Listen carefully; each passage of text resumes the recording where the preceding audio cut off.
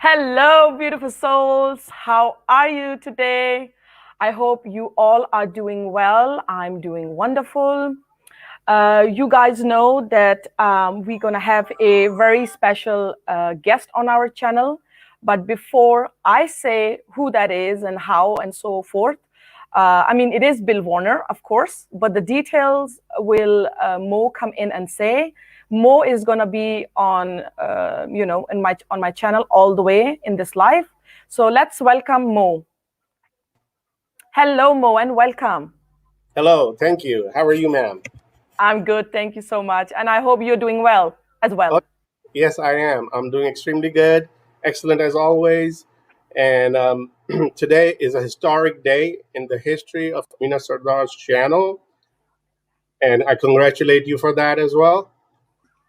Um, so the idea today, folks, my beautiful friends, is that to learn something from this great person.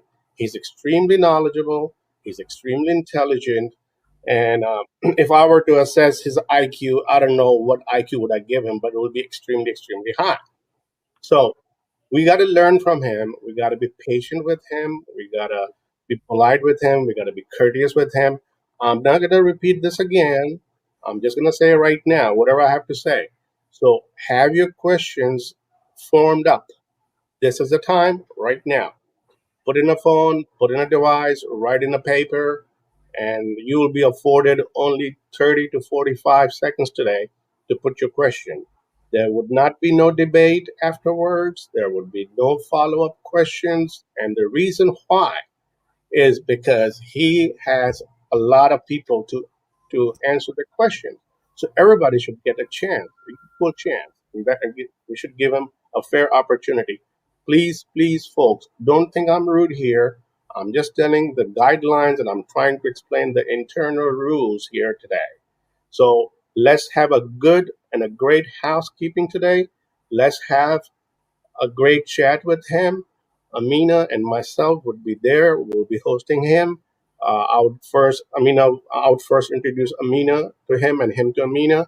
We'll extend him a warm, warm welcome, and then he will start. He will say a few things, and after that, we'll slowly transition into the question and answer sessions. I hope you all understand, and I hope that you would present your best behavior today, the best behavior you could put anywhere.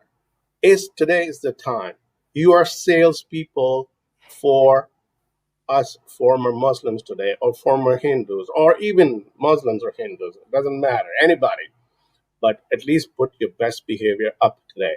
And that is my humble request for all of you guys. Um, Again, respect other people as well. As soon as your question is answered, just leave. You don't have to be there, so the studio is empty. We have limited seats available in the studio. So please leave after your question. You have put your question. Let him answer. Either you do what I ask you to do, or Amina would mute you guys off.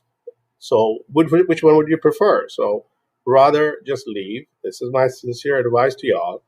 And if we do a good behavior today, guess what? We're going to have tons of personalities, tons of people across the United States. I know a lot of people, so trust me, y'all have very good chance of asking questions, if not today, to maybe some of our other guests in the future. So don't get disheartened if you couldn't put your question up. Now, I would also prefer that y'all put your questions in the comment section. Yeah. So if you do that, you will be given a priority. So the microphone is back to you, Amina. Whatever you have to say. Yes. Thank you so much, Mo, to tell for telling all of this. Mhm. And one thing, yes, that I can also say is to those viewers who maybe do not want to go live and ask directly, Bill Warner any question, they can write their questions in the comment section, and then me or Mo gonna go in and look at these questions and gonna ask Bill Warner. So it's not because your questions will not be looked at. I will try to look at them, but try sometime repeat your questions, because if they go up, sometime it's very difficult to find your questions. So do write your questions again and again, but don't spam the chat. Write it after a while and again and again. And I'm watching. I have my own piece of paper and pen, writing who is going to go live first, because I can see who is on list. And when it comes to the comment section, I'm also watching like who is asking what, and I'm going to try to catch all of you. Forgive me if I don't. Let me sit in advance, because sometimes it can slip, so I can't see who asked what first. But I'm going to do my best to keep an eye on the chat as well. All right. So either me or Mo is gonna, be changing once in a while to ask Bill Warner the questions from chat. So it's gonna be, we're gonna take people live, and we're gonna try to take some questions from chat as well. So it's not because your questions will not be taken; it will be, but we will be taking some people live, and then quickly one question from chat as well. So we're gonna try to switch once in a while, just so you guys know that. So keep on writing your questions. We are not going to say when Bill Warner comes that ask your question in the chat. That's going to stop. What you can do is keep on asking your question, but don't spam the chat. Be careful. I do not like that. It's going to disturb the others. So keep on writing your questions after a while again and again, because then I can see somebody is asking something. Until your question is answered, then stop asking the same question again. All right.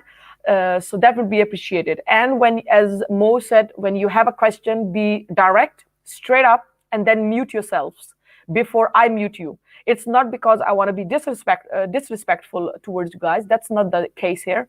The reason for muting is so there is no more noise in the conversation, and then the person does not continue, because sometimes we can get caught up into it and we want to continue asking. So for that reason, either you mute yourself after asking the question, or I will mute you. That's the reason. And today there is not that much space for making we want to ask one more a second. No. And this is not, as Mo as well said, it is not a place where we're going to debate. It's not the forum for debate today. Direct questions, please. That would be appreciated from everyone. And I always go after respect between all of us. We have to be respectful regardless. We don't have to agree on everything, but we have to be with sober tone towards each other. And I will not tolerate anyone who tries to come, and try to talk nasty with Bill Warner. They will be muted on the split second. So be nice. If you want respect, give respect. Thank you so much, guys. And remember to give thumbs up, like, and subscribe, whoever is watching. Thank you, guys, once again. Well, the one who doesn't hit the like button will get no ice cream from me. So right there. So if you want to win an ice cream, go ahead and hit that like button. And also tell your friends, tell your family, tell your neighbors, tell everybody that there is somebody exists in this world named Amina Sardar. So y'all have to promote her. Y'all have to support us. This is our support. This is the least. Right away, if I could hit 100 times like button, I would do it. But unfortunately, I only got one chance at it. Yeah, exactly. There is a question I'm trying to. Way of life, no, we are not celebrating Eid at all. I have never done it even as a Muslim. How old was I? I think around the age of 27, 26. I stopped doing it. When I moved for myself, I stopped celebrating Eid. There is nothing good with Eid, at least according to me. But that's not the day today that we're going to talk about it. That we can do another day. Charm Troll have a very good question, so we're going to try to pick it in later on. It's about halal. That's a very good question. Well, a lot of things are actually halal. Everything is halal. It's our mind that takes it as haram. Yeah. And when you look in the Muslim society, even music is haram. I mean. Okay. Is he trying to contact you on your the link? Yes. Now he's there. Oh. All right. Hello, Dr. Bill Warner. How are you? Hello. Glad to be here today. And hello, Dr. Warner. How are you, sir? I'm doing fine, Mo. Well, I wanna first of all, I wanna thank you from the bottom of my heart, as I always say in medical language, from the endocardium of the left ventricle of my heart. We welcome you, sir. Thank We you. give you a warmest welcome today. Yes. Thank you for taking your time out and speaking and meeting me and my viewers. So I appreciate it a lot. Thank you so much. Well, Well, you're more Dr. than Warner, welcome. yeah, Dr. Warner, I would like to say something about this fine young lady. Um, First of all, she's from Denmark. She's Danish with Afghan origin. She's a former Muslim too. She is into politics. She will be our future Danish parliamentarian. She is extremely good what she does. She used to do all the former Muslim channels in Danish, and just recently she switched or she added English stream as well. And I thought, what other platform would be there but Danish penetrating right into Europe? So that was my idea to support her. That was my idea to give my allegiance to her. And the whole entire idea is we want to save Europe just as United States of America. So that's why I wanted to come. I wanted you to join us today. That's why I wanted you to come and share your wisdom with us. That's the introduction about Amina. Now, Amina, Dr. Warner, he is only 20 years old. I'm just kidding. No, no, he'll tell his age in about a minute. And he had been studying Islam for over 5 decades. Over decades. I'm pretty sure even you are not that age. So he's been studying Islam for over 5 decades. He has earned 2 PhDs in mathematics and physics. So his work you'll see has a lot of mathematics and physics too in it somewhat. And his famous books are Measuring Muhammad, The Sharia for Non-Muslims, Quran in 2 hours, and many more. I would highly recommend our viewers today to also search Dr. Bill Warner once the stream finishes so they can learn even more about him. So I would now transfer mic to Dr. Warner. Well, first off, Mo, you don't have to persuade me if I can speak to former Muslims, because I'm honored to do Thank that, because I think that former Muslims are true heroes. I meet a lot of people today, and most of them don't seem to have a lot of backbone. That is, they're drifting with the wind. But former Muslims are not doing that. They're making their own path. And so I honor you. Thank you so much. Thank you. And I've been studying Islam for a long time. I started my study of Islam when I was 30 years old. I'm now 80. And I started studying Sufism because I was told it was scientific mysticism made for the modern times. Well, I studied it for a while, but then I began to realize there were some dark shadows in the corners that no one wanted to talk about. And so I drifted away from it. I later realized these dark shadows were jihad and the Sharia. So then I became a college professor and taught for a few years, and I had many Muslim students. Now, I believe I detected that there was a subtle separation between us. And so if you want to learn somebody and know them well, I think you need to understand their religion and their culture. So I'd read the Quran here and there, but never, of course, pushed through it. So I sat down and I read the Quran cover to cover, and then I went, well, now I need to read Muhammad. And so I read a good biography of Muhammad. So when on 9/11, September 11, 2001, my phone began to ring off the wall. And they said, you said something was going to happen. How did you know? I said, well, I read their playbook. Because I'd told people that we were going to get whacked. And I said, the reason is Osama bin Laden called us to Islam. And I said, Muhammad called his enemies to Islam before he attacked them, preferably a sneak attack in the morning at Financial Impact. And so that's exactly what happened on 9/11. And I realized that I lived in a nation which didn't know a Sikh from a Hindu, from anything else. And so I decided I wanted to make the doctrine of Islam easily available to everybody. Now, as a scientist, I'm taught in the method of once you know the natural laws, all you have to do is remember those natural laws, and you don't have to keep up with any formulas and stuff. So I wanted to show the DNA, the source code. That is, I wanted to make the Quran readable so that everyone could become their own expert on Quran. I wanted them to read the Sirah, the life of Muhammad, so they could become their own expert on who Muhammad was, and the same with the Hadith. So my method of teaching is to teach you the fundamentals and let you become your own expert. Don't listen to other people's opinion. Listen to Allah and Muhammad. I like to jokingly say that as a teacher, I have on my staff Professor Muhammad and Dr. Allah. Because those are the only two people I care about. I've had people tell me, you don't know anything about Islam. I say, I know as much as you do, and you don't know anything either. I said, there's only two experts, Muhammad and Allah, not you, sir. And that sort of puts them in their place. Yeah. So anyway, as former Muslims, you're now kafirs. And I prefer to use the word kafir rather than infidel, because kafir is the word that's used in the Quran. And we are proud to be kafirs. Well, I'm proud to be a kafir, I'll tell you that. And I want to popularize this word, because infidel doesn't really catch the meaning. A kafir is lower than an animal. We're basically trash. We're filthy. We can be murdered, enslaved, raped, tortured. And so I want people to understand that they're kafirs.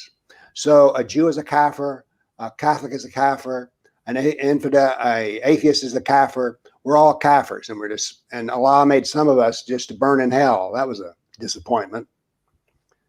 Now, I've had Muslims tell me, well, you don't need to use the word kafir. That's not the word we use. I say, so I took a copy of the Quran in Arabic and searched for all the uses of the word with the root kafir, kafir.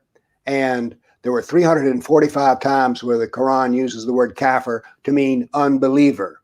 And so therefore, that's what I use. Yes, and I would like to add further on that. In today's world, there is a special phobia against us. Yes. And I'm sure you know about it. So would you elaborate some on that as well?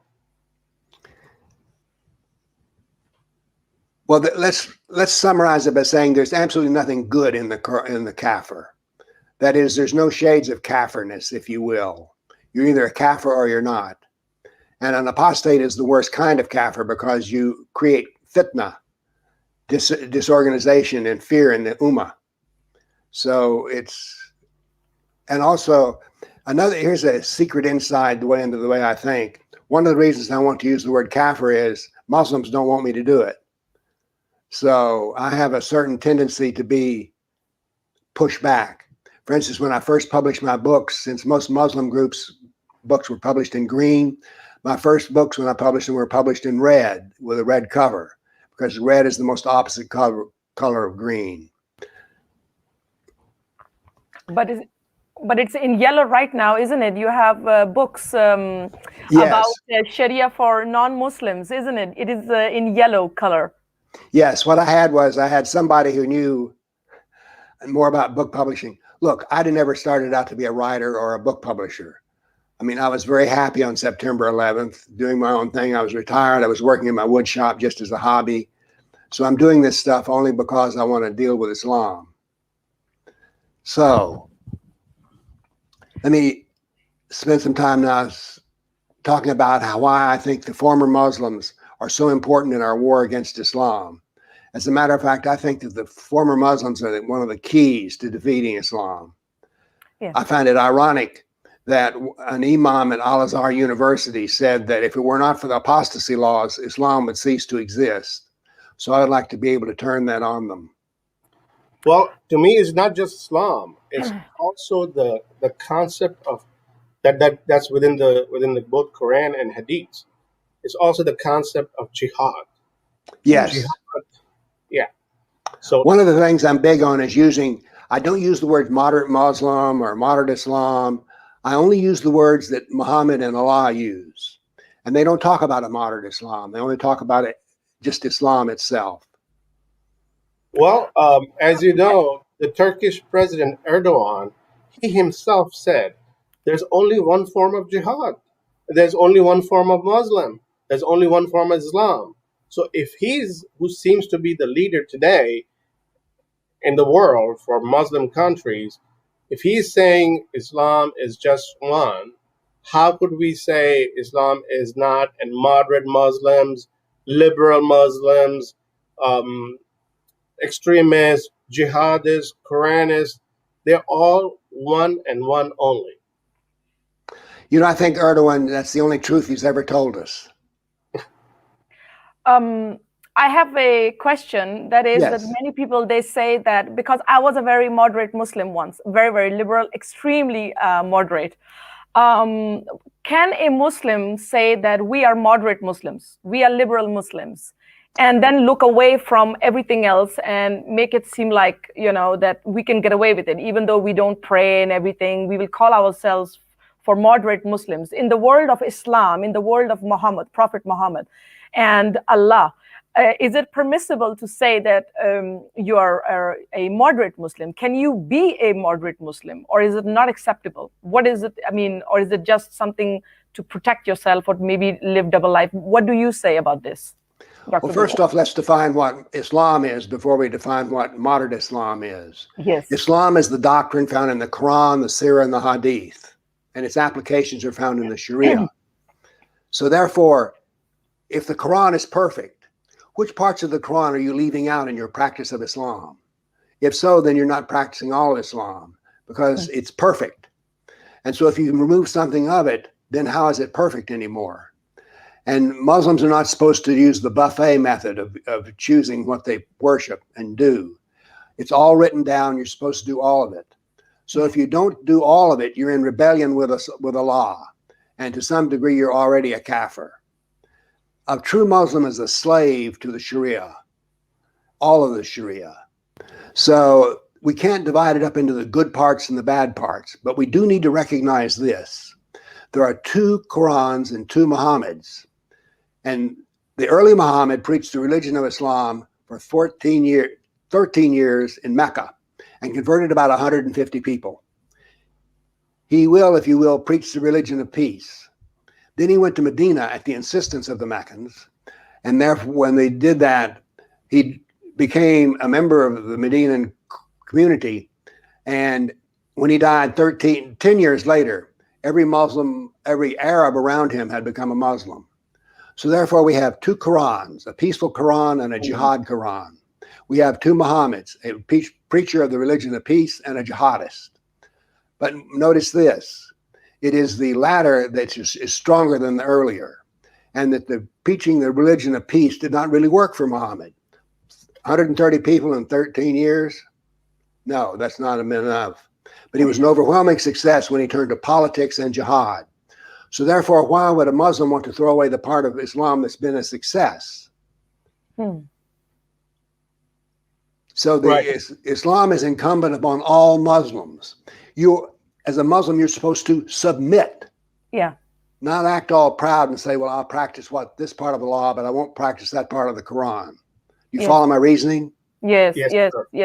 Agree. You see, there are people who come on my channel, some Muslims, and when I tell them, well, your Quran and your Hadith says, I mean, Quran says it in indirectly way, but it does imply, and the Hadith says very clearly, Prophet Muhammad says that if you leave Islam, you have to die. And they say, no, that is not true. That doesn't say, Islam doesn't say that. Quran doesn't say that. Prophet Muhammad didn't say that. I mean, they do not accept the fact that Islam is like this, that it does not accept and has no tolerance towards other people. And if you leave Islam, it is basically, you know, the sentence is death. And they are so much in denial. Do you have something on that? You want to say something more? I've debated with many Muslims. When I used to give a lot of public talks, I loved it when Muslims would show up in the audience to ask me questions, which they thought would trick me up. I was always amused by that. But we have to understand that every Muslim doesn't know much about Islam at all. I've been astounded. I told something Muslims that I knew to be the truth from the Hadith, and they just deny it. They look. I've never had a Muslim say this. You know, I never thought about that. That might be true. Never, ever, ever. I find that when you're dealing and debating with a Muslim, if you're truthful, when they cannot counter your truth, they simply get angry or change the subject. But they're never wrong. A Muslim is never wrong because Islam is perfect. Yes, true. Now, there's another thing yet. Islam always claims to be a religion of peace. Yes. I read Meccan chapters, I see some peace in there, not all. But when I read Medinan chapters, Oh, would you like to elaborate on that, sir? well, I don't have the statistics in front of me, but Medinan Quran, and that's the way I refer to it, the Meccan Quran and the Medinan Quran. And I sometimes say that a moderate Muslim is simply one who practices the Quran of Mecca. Now, a jihadist, and by the way, that is not a negative word, that is a positive word. As a matter of fact, the jihadist is the highest order of Muslim. We have a verse in the Quran, I think more than one, which says that a jihadist who's killed in combat will go directly to heaven and not suffer the punishment of the grave. True. There is a question, Dr. Bill Warner. Sid is asking, can you ask Dr. Warner what his opinion about al-taqiyya? Many Muslims say that nothing as such is in Quran. Well, first off, I always try to make my arguments about Muhammad rather than the Quran, because anybody can understand a man. Yes. Dr. Warner, Yes. I'm sorry, go ahead. No, you go ahead. Oh, well, I was just wondering, what was the reason Muslims claim, what was the reason for him to marry so many wives? Now, some Muslims say because he wanted to make an agreement, a peaceful agreement, a contract with other tribes, with other areas of Arabia, and he never married anybody who was either virgin or and they tried to hide the ages of his wives. I look at those wives. When he was around 53, 54, none of his wife was ever over 37. It was only one woman that was 37, and the rest of them were 27 or younger. So what would be the reason why he married so many wives, sir? Well, I have a short and direct result quote, but I can't really use it on the open channels. Okay, all right, understandable. But let's say this. Sex, money, and power will give you most of the reasons that people do anything that's wrong. Even today we see that. Well, remember there's the story of Muhammad and his daughter-in-law. He became attracted to his daughter-in-law, and what happened was Allah gave him permission to marry his daughter-in-law because it turns out she was married to his adopted son. And Allah said, since he was adopted, he's not really your son, and so therefore she's not your daughter-in-law. So when Muhammad told Aisha this, she made a penetrating remark. She said, your Lord is quick to grant you your wishes. Yes. Yeah. Yes. Dr. Bill Warner, there's a question for you from Mortensen 4040. He's asking, Dr. Warner, is it right to claim that Islam and Islamism are not two different ideologies, but that Islamism is the activist branch of Islam? Yes. I never use the word like that because, once again, look, it's real simple. If you're a Muslim, you're supposed to practice Islam, period. All of Islam. And so therefore, these methods that they try to use in which they say, well, I'm not really going to practice all of it, is not good. That is, you're not really a true Muslim if you do that. Well, Dr. Warner, it's almost impossible for us to contain the entire ocean of knowledge and wisdom that you have in just an hour, including the question and answer session. So I would like from you, please, if you could, tell the viewers about your books. Okay.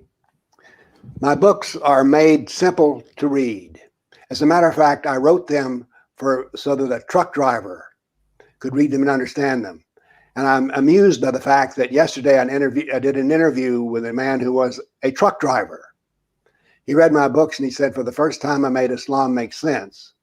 So my books are simple. My books are also about the essential truth of Islam. I don't deal in opinion, I deal in facts. And so what I've taken is one of the jobs of a scientist is to make something that's vague and understandable, to make it clear and easy to understand. And that's exactly what I've done with Islam. And my books, also by mistake, found out that people want small books. I used to write large books. And what happened was we were down at the state legislature lobbying an anti-Sharia bill here in Tennessee. And I realized that the senators I was talking to had no idea whatsoever about what Sharia was. And so I set myself the task of writing a small book on Sharia. Because one of the things that I discovered as I was reading the Quran, the Sirah, and the Hadith was these books had been made deliberately hard to read. Yeah. And so therefore this passed for profoundness, the complexity.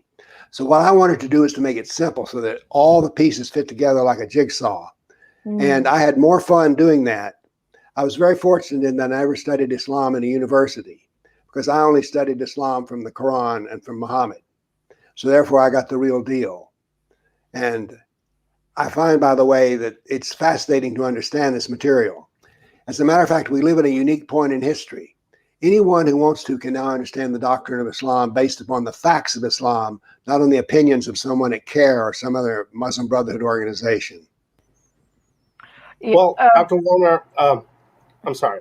I would like to ask you, we don't get very many people from the West who actually understand Islam, understand Quran, Muhammad.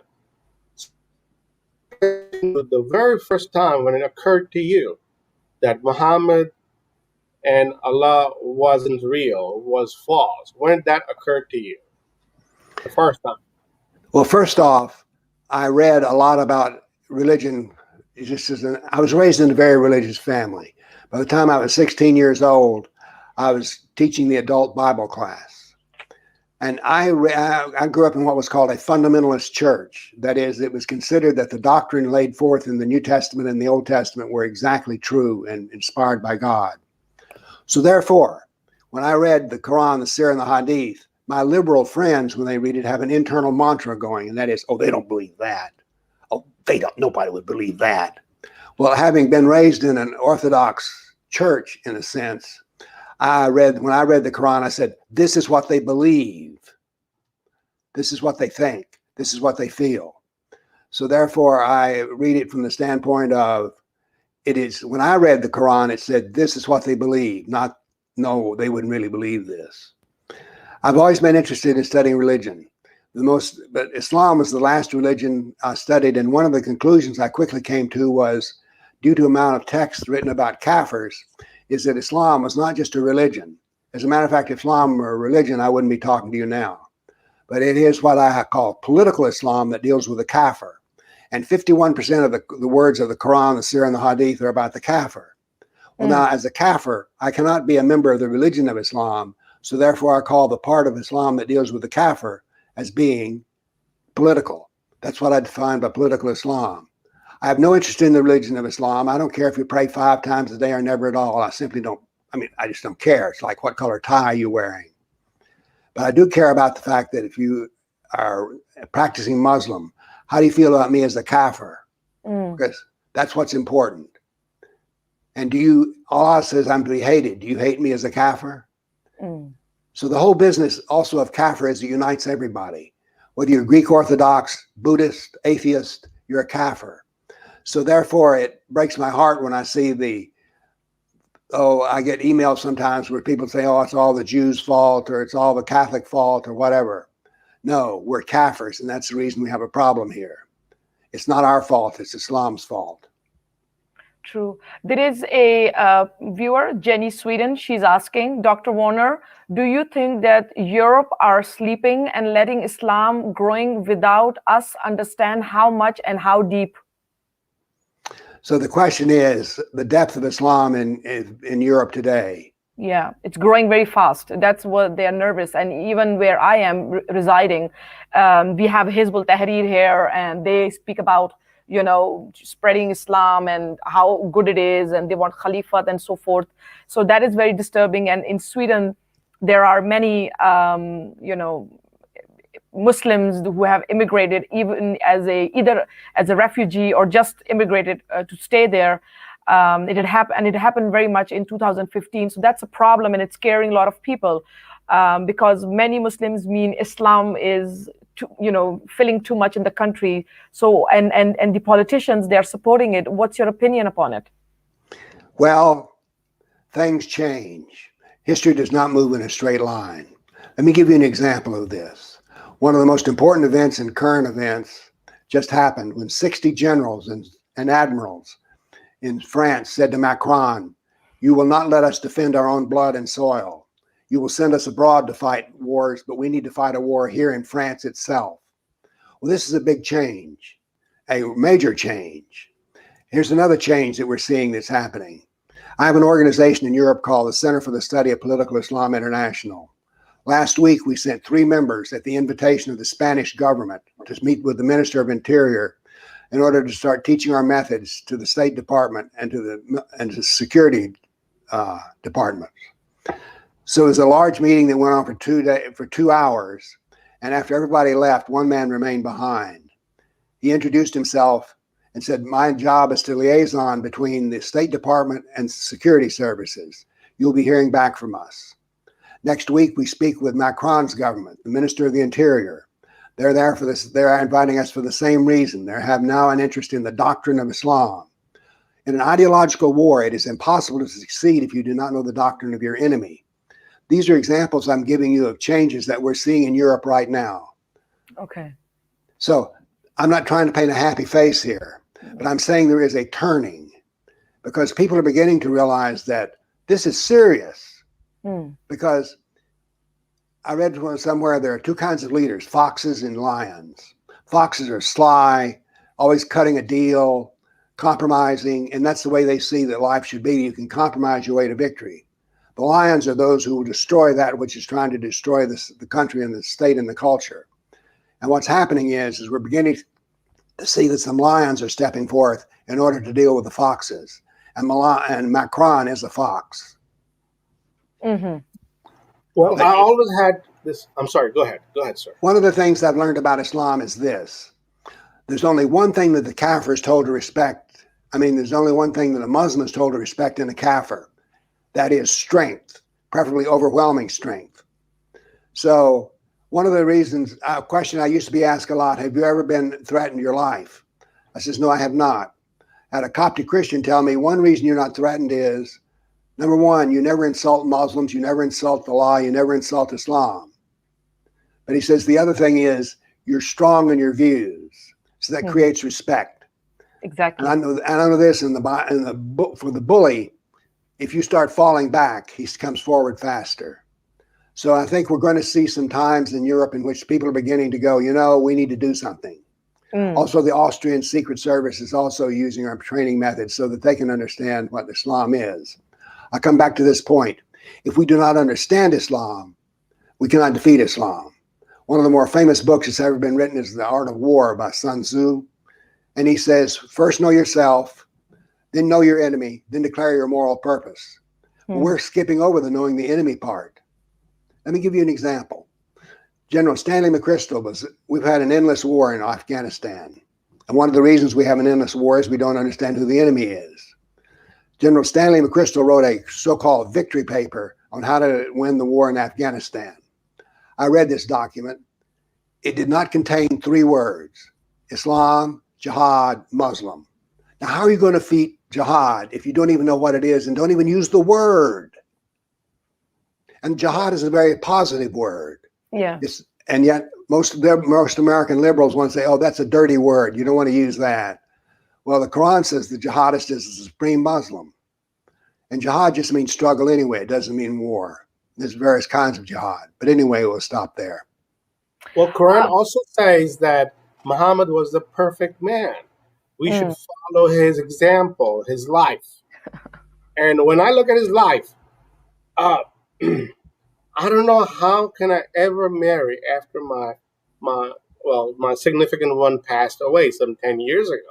So we are looking at a man who had multiple wives. We're looking at a man who was waging war against kafirs or act of wars, like you always say in the last 9 years about 100 times. We also see the man who doesn't even leave his daughter-in-law alone. And yet, Quran repeatedly says to follow this perfect man. Your say on it, sir. To be more specific, the Quran says 89 times that you're to use Muhammad as the perfect man. So it's not just a small thing. It is a major part of the doctrine of Islam. Yeah. It's this reason, by the way, that I always use, if I possibly can, Muhammad to explain what's going on in Islam instead of Allah. The God business is kind of tricky, but Muhammad is a man. Anybody can understand him. Right. There is a person on my chat who's asking about a halal license. You know, what they earn money on this halal branding that they have. What is your opinion on that? What is this? I mean, I can't even imagine that there was something like halal license before. What is this deal with halal license? It's not mentioned in any books of like Quran or Hadith, anything. So why is it that it is in this time that we are having halal license and the Saudis are earning money on it? Halal is a big con. I'm a student of Muhammad, and one of the things I admire him for is he invented a whole new form of war, civilizational war. No one dies today for Alexander the Great, Napoleon, or Caesar, but someone died today because of Muhammad. Muhammad made every element of civilization. He made civilization itself a war. There's nothing that Islam doesn't demand from the kafir. Well, one of the things now is we even have halal water. I mean, imagine. But the reason they do this is it's a con job, and most Americans, most kafirs, particularly the liberals, they're like foxes. They want to surrender their way to victory. They think we can keep making compromises. Well, you can keep making compromises, but the day will come because the Quran demands it. The Quran demands that everyone do exactly as Muhammad did and said. There is a viewer, Black Shaheen, is asking, please ask Dr. Bill if the leadership of political system do not believe in its divinity, but use political Islam as a potent weapon of conquest. Sorry. Well, I wouldn't call it,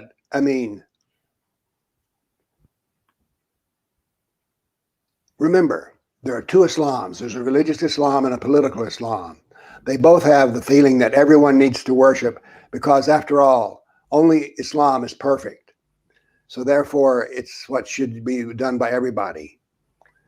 What's the difference? What's the difference between these two, according to you? Between the two? The political Islam and then the religion. It's very simple. The religion of Islam consists of the practicing of the 5 pillars. The politics of Islam deal with the kafir themselves. Let me give you an example because it's subtle. In the United States, they're already doing it in Europe. They sometimes commandeer the streets on Friday and do public prayers. Now, people would say, well, in America, the Freedom of Religion Act means that you can do anything you need to and they need to pray, so therefore it's perfectly fine. Prayer is religious. Commandeering the street is a political action. Do you follow me? Yes, I got you. Yeah. So therefore, in one act, we have something that's both political and religious. Mm-hmm. I don't object to the religion. I don't care how many times a day you pray. I find it odd the Quran says you pray 3 times a day, but the Hadith says 5. But what do I care? I don't care what Muslims do about praying. But I do care when they block my street and say I can't drive the car down it.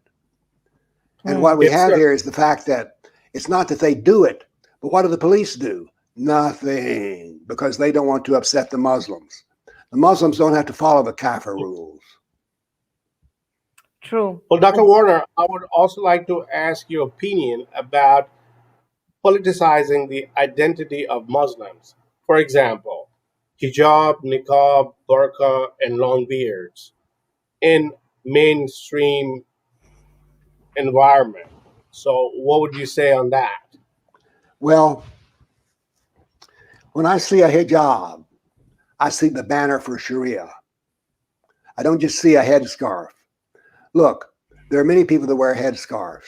Africans wear headscarves. My wife has worn a headscarf. The headscarf itself is nothing wrong one way or the other. But what is wrong is the Sharia they're advertising. So that's what I see the hijab as. A statement of superiority to me. That is, I'm a kafir and they're a believer. I see the same from what I call the halal beard. These are all manifestations of strength. One thing that happens that in the United States we notice is that you won't see any Muslims at all for a while, and then all of a sudden, boom, the mall is filled with them. Yeah. Because Muslims work very well as the ummah. Matter of fact, that's one of the great strengths they have. In the West, we want to fight as individuals, but warriors do not feed armies. And Muslims innately group together. And so that gives them a great strength. They also want to win. We want to tie. So think about that, what I just said. If you have two teams playing a sport and one of them wants to tie the game, the other wants to win the game, what's going to be the outcome of the game? Simple. They'll win. Yeah. There is a viewer who's asking, Trolls with GS, he's asking my question. As Islam says, everyone who die as non-Muslim will be thrown to hell. This means all prophet, messenger before Muhammad will also be in hell. Is that true? Well, you're asking me a religious question, but I'll try to give an answer as best I can. Yeah. First off, hell is mostly filled with women. Muhammad told us this. He says, I've seen hell and it is mostly filled with women. Why, Muhammad? Because they were not appreciative of their husbands. Yeah. And also, one of the hadith that I read, he said, because y'all deficient in intelligence. You're not too bright. Yes. Now, if I say that, it comes out as an insult. Isn't that an open discrimination against female gender, doctor? Yeah. Oh, yes. I wrote a whole book called The Doctrine of Women. Yeah. One of my favorite hadiths in there is Muhammad said, never ask a man why he beats his wife. True. I thought that was a cruel statement. Yes, yes. I have ordered many of your books and I'm looking forward to getting them. So I'm looking forward many of your books, which are, not on sound, but just books, because I want to read them. Very, very interesting books. And the book with the ladies where you're explaining about their rights, they're in blue color. So it's blue and yellow combi. So very interesting, but I'm going to look forward to reading this book. We have a viewer who probably wants to ask you a question. So I'm going to add the person. The Arabian Prophet, welcome. Hello all. Hello. Hi, Mr. Bill. Hello. I'm a great fan of Mr. Bill. Of course, Amina, I'm a great fan of yours too. Just a question that I have with me is that, was the Quran ever supposed to be written? Has Allah anywhere guided anyone that write my words? Or was it just supposed to be, with the tradition of recitation? Is there specifically any mention about putting all these words together in the form of a book? Because I don't think that anywhere it was mentioned that it should be written. Then who decided to write it down? If it was supposed to be with the tradition of recitation, then it should have gone along with that only. That is the first of one of my questions. Let's take one. Okay. Yeah. One at Sure, a time. You can ask me as many questions as you want, but my old brain can't keep up with them all. Yes, please. As a matter of fact, what was your question again? I've already forgotten it. Can you ask? Yeah, that's a great thing about you, Yeah, please be specific in your question, sir. Yeah, specific. Yes. What I'm saying is that was there anywhere instructed by Allah that the words of the Quran has to be written somewhere or not? It was supposed to be with the tradition of recitation and should have stayed that way. Then who decided to write them down? What we're dealing with is what I call the myth of Islam, because it turns out, let's take Muhammad instead of the Quran for a moment. It turns out we have absolutely no records outside of Islam that say Muhammad lived in the year 600, the 7th century. We find no historical proof that such a man ever existed. And the Quran, the first Quran that we have proof that existed was, I think, about 150 years after Muhammad died. Now, the myth of Islam is that Muhammad gave all these revelations. As a matter of fact, he gave them in 7 different formats, but we don't see that referred to later. Well, what happened is they were all memorized. And so those who knew that the Quran were beginning to be killed off in combat. And so they decided, I think it was Abu Bakr who said, we need to write these things down. And so, therefore, under Uthman, this was done, the 3rd caliph. But we have no copy of that document. So the only thing that we say is, this is what Muslims say. But we don't deal with objectivity with what Muslims say. We deal with objectivity on what others say. For instance, there's no proof that the city of Mecca even existed for 200 years after the death of Muhammad. And that the story of why it was such an important trading place simply doesn't hold water.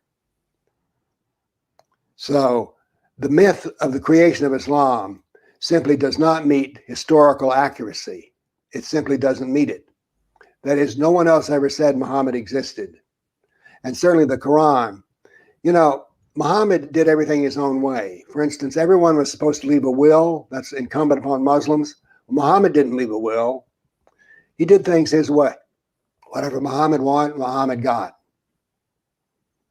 Well, thank you so much for your question, Arabian Prophet. Yeah. We thank you very much. Well, my question I have another. actually was some Other viewers. Just give me a minute, please. Callers. Well, So thank you so much. We'll see you next time. Thank you. Okay. And we have next Mr. Virginia, USA. Please Yes. be specific and just to one question. Yes. Can you hear me? Yes. Yes. Yes. Okay. Hi, Bill. You just said everything came the history came after 150 years, written after 150 years of Muhammad. But what about the coins? Coins. When you see the coins, we see Bismillah, and then after a few 2-3 decades, Muhammad also appears on them. So what do you tell about that thing? Well, First let off, me you've asked- paraphrase for his question.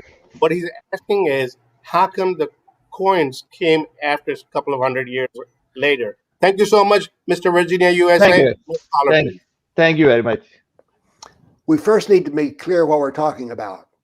It turns out that at the time Muhammad was supposed to be alive, there were 3 forms of Christianity, and one of those was an Arabic Christianity, which denied the Trinity.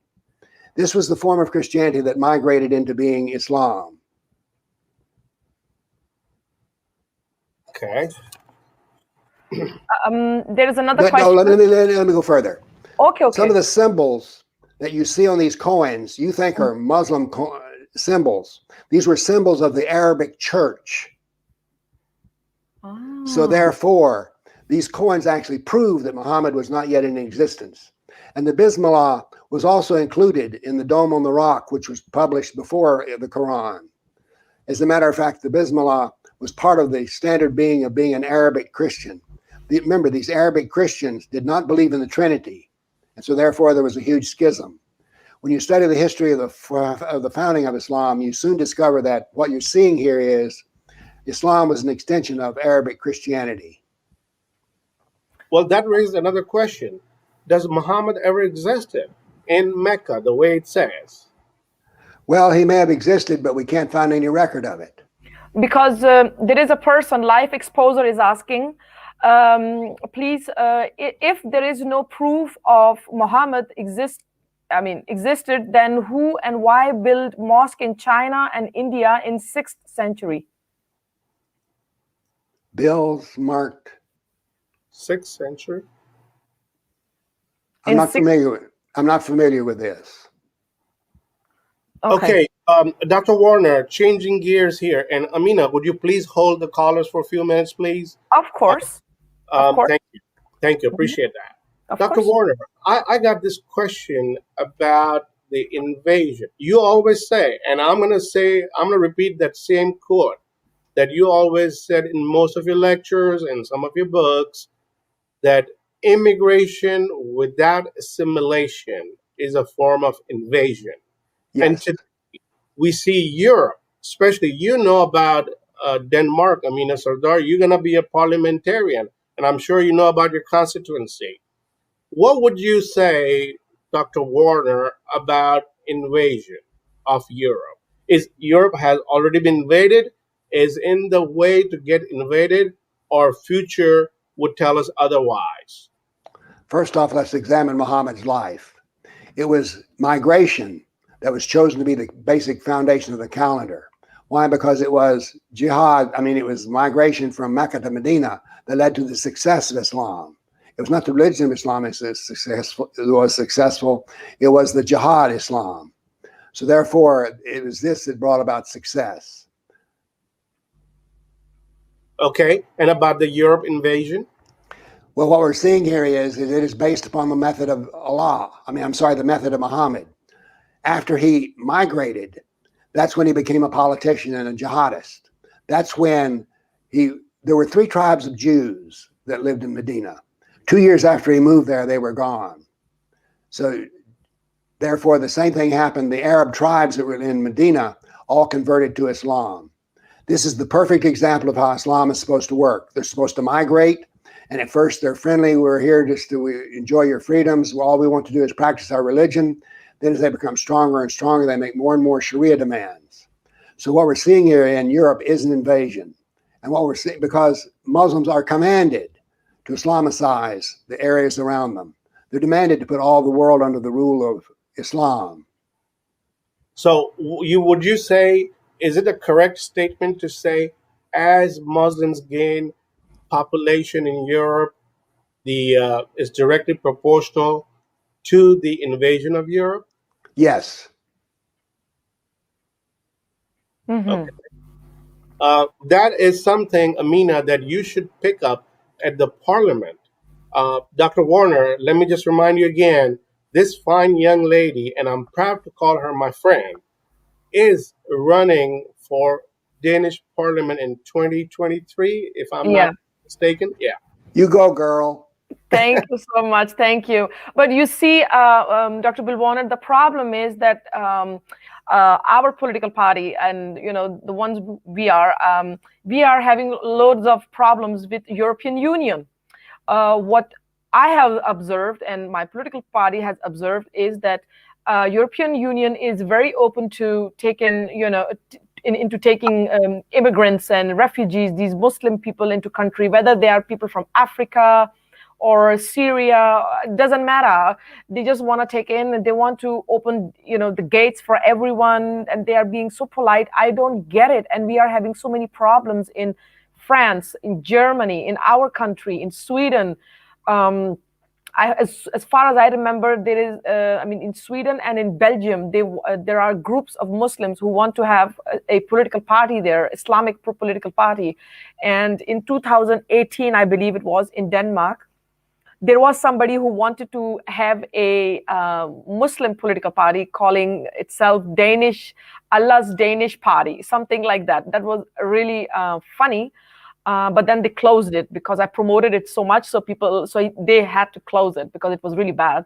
But the problem is, I'm thinking, why is EU supporting these people so much when they must know at the back of their mind that they are not here because they want to assimilate. They will try to, most likely to change the system by using the system. Meaning, we all know that in Islam there is no secularism, there is no democracy, but they get into elections. They want to be politicians, and then they try to change it. Why do you think that European Union is giving them so much slack? Because that's a problem.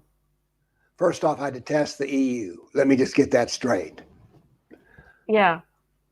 The EU is remember I told you earlier, there are 2 kinds of leaders. There's foxes and lions. Yeah. The foxes think they can cut a deal. The foxes think they can be charming and these people will change. The foxes think that they can compromise their way to victory.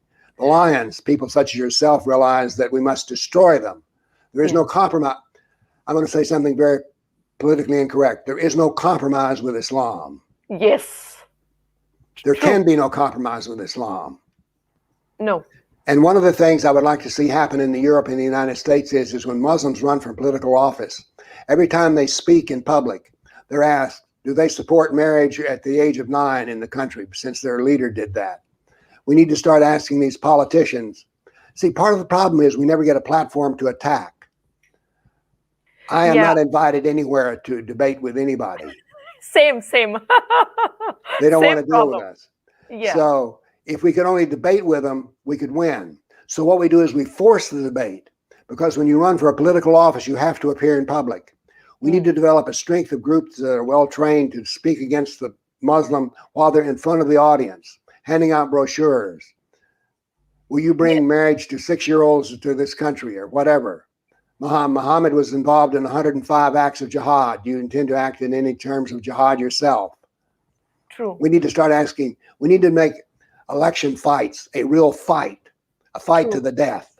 True. Now, I know that makes me sound like an extremist when I say fight to the death, but it is the death of our civilization that's on judgment here. Yes. We need to understand that the civilization of Islam is based upon a totally different set of intellectual beliefs and moral beliefs than we are. Our civilization is based, when it works best, on critical thought and the golden rule: do unto others you would have them do unto you. And the Islam is based upon the concept ethically of the kafir and the Muslim. A Muslim is a brother to another Muslim, but the kafir is an enemy. And then also critical thought is rejected by Islam because it would chain the hand of Allah. So therefore, critical thought is not involved. So when I say this is a civilizational war, it is a war of two separate civilizations. There is no compromise between Sharia and freedom. There's simply no compromise. And so therefore, since they're willing to fight to the end of their civilization, we need to fight to the end of ours to defend it. So therefore, I'm considered to be somewhat of a rabble rouser. Yeah. There was also someone who was asking, how do we deal with words like Islamophobia and racism? Because when, these Muslims, when they can't tolerate something, the first thing that comes to their mind is, you probably are a racist, or this is Islamophobia. So how can we kind of, and I'm going to say it so politely as possible, shut their mouth? I mean, they can't call me a racist or Islamophobia because I'm an ex-Muslim. That's difficult. But even though they have, but how can we make a Muslim say, stop, this is not Islamophobia, or I'm not a racist because I'm saying these things? Well, first off, the term racism in America is used so much it doesn't have any meaning anymore. People don't even defend it when you call them a racist. They're like, whatever. But how can one deal with it? Here's what I do. I say, you use the word created by the Muslim Brotherhood, and it has two parts: Islam and phobia. If you say I'm phobic because I'm crazy, we can discuss that. But that's a psychological term, and quite frankly, I don't think you're capable to make those kind of judgments. Let us instead talk about the Islam that I'm supposed to be phobic of. This Islam means you can kill apostates. This Islam means you can kill people who disagree with you about Islam. This Islam includes jihad. Why should I not be afraid of jihad? And why should I not be afraid of the corruption of our society where you let children become brides? Yeah. So therefore, I oppose the Islam. In particular, I oppose the Islam of killing apostates. Yes. So do you want to kill apostates? Do you want to marry 6-year-olds? Yeah. Then you're pro-Islam. I'm against that. Exactly. Let me make that clear. So I take a strong point and I stand on it. Yes. Excellent. We have a viewer. I'm going to take this person in, the Silent Bong. Welcome. How are you? The Silent Bong, you are on. Yeah, please make sure you have one question and one question only, because we will remove you after the first question. Thank you. Yeah, thank you, Amina, for taking me. Am I audible? Yes, you are. Yes, you are. Yeah, first of all, Dr. Bill, I'm a big fan of yours. I mean, it's an honor to speak to you, frankly. I never thought I would actually speak with you. So coming straight to the question, I know we are short of time.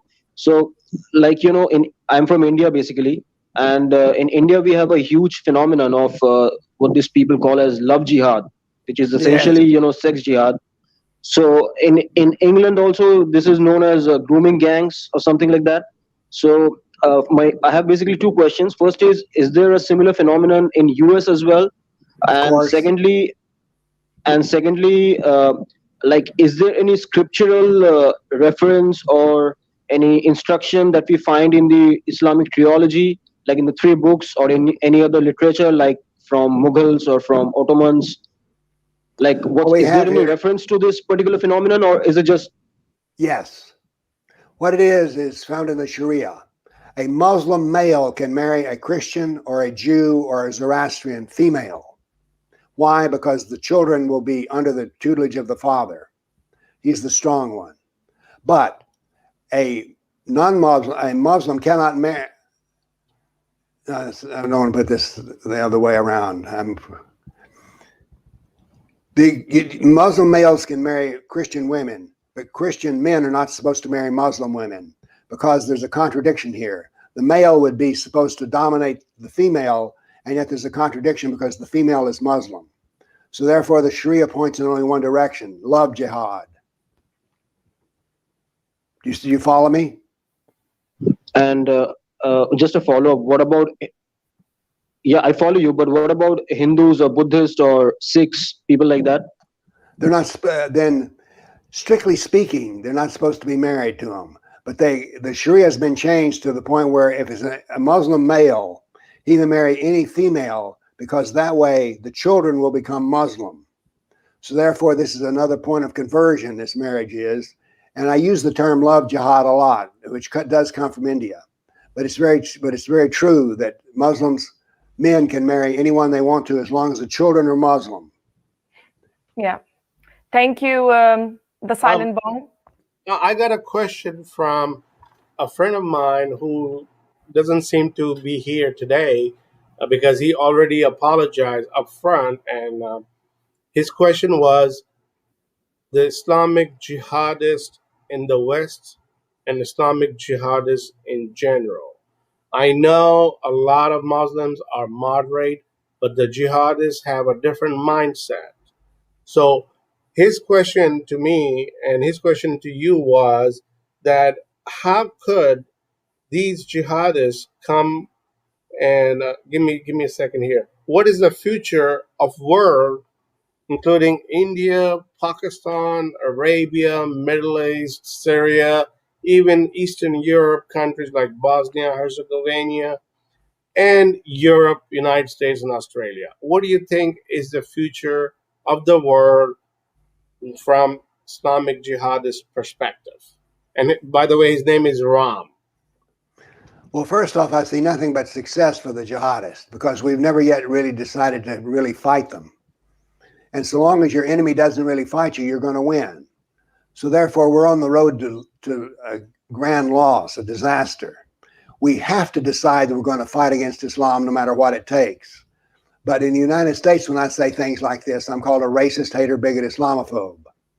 So people talk about me. I don't care. But the fact is we need to deal with this. There is a viewer named N. He or she is asking, Sister Amina, can you please ask Dr. Bill Warner what kind of Islam he sees in the UK? I just see Islam. I see it as very successful. They've got their foot in the door on politics. The mayor of London is a Muslim. So I see nothing but success. And the same success will happen in America. If you keep doing the same thing, you get to keep getting the same result. And we have to understand that, you see, one of the reasons I admire former Muslims is they have some strength of character.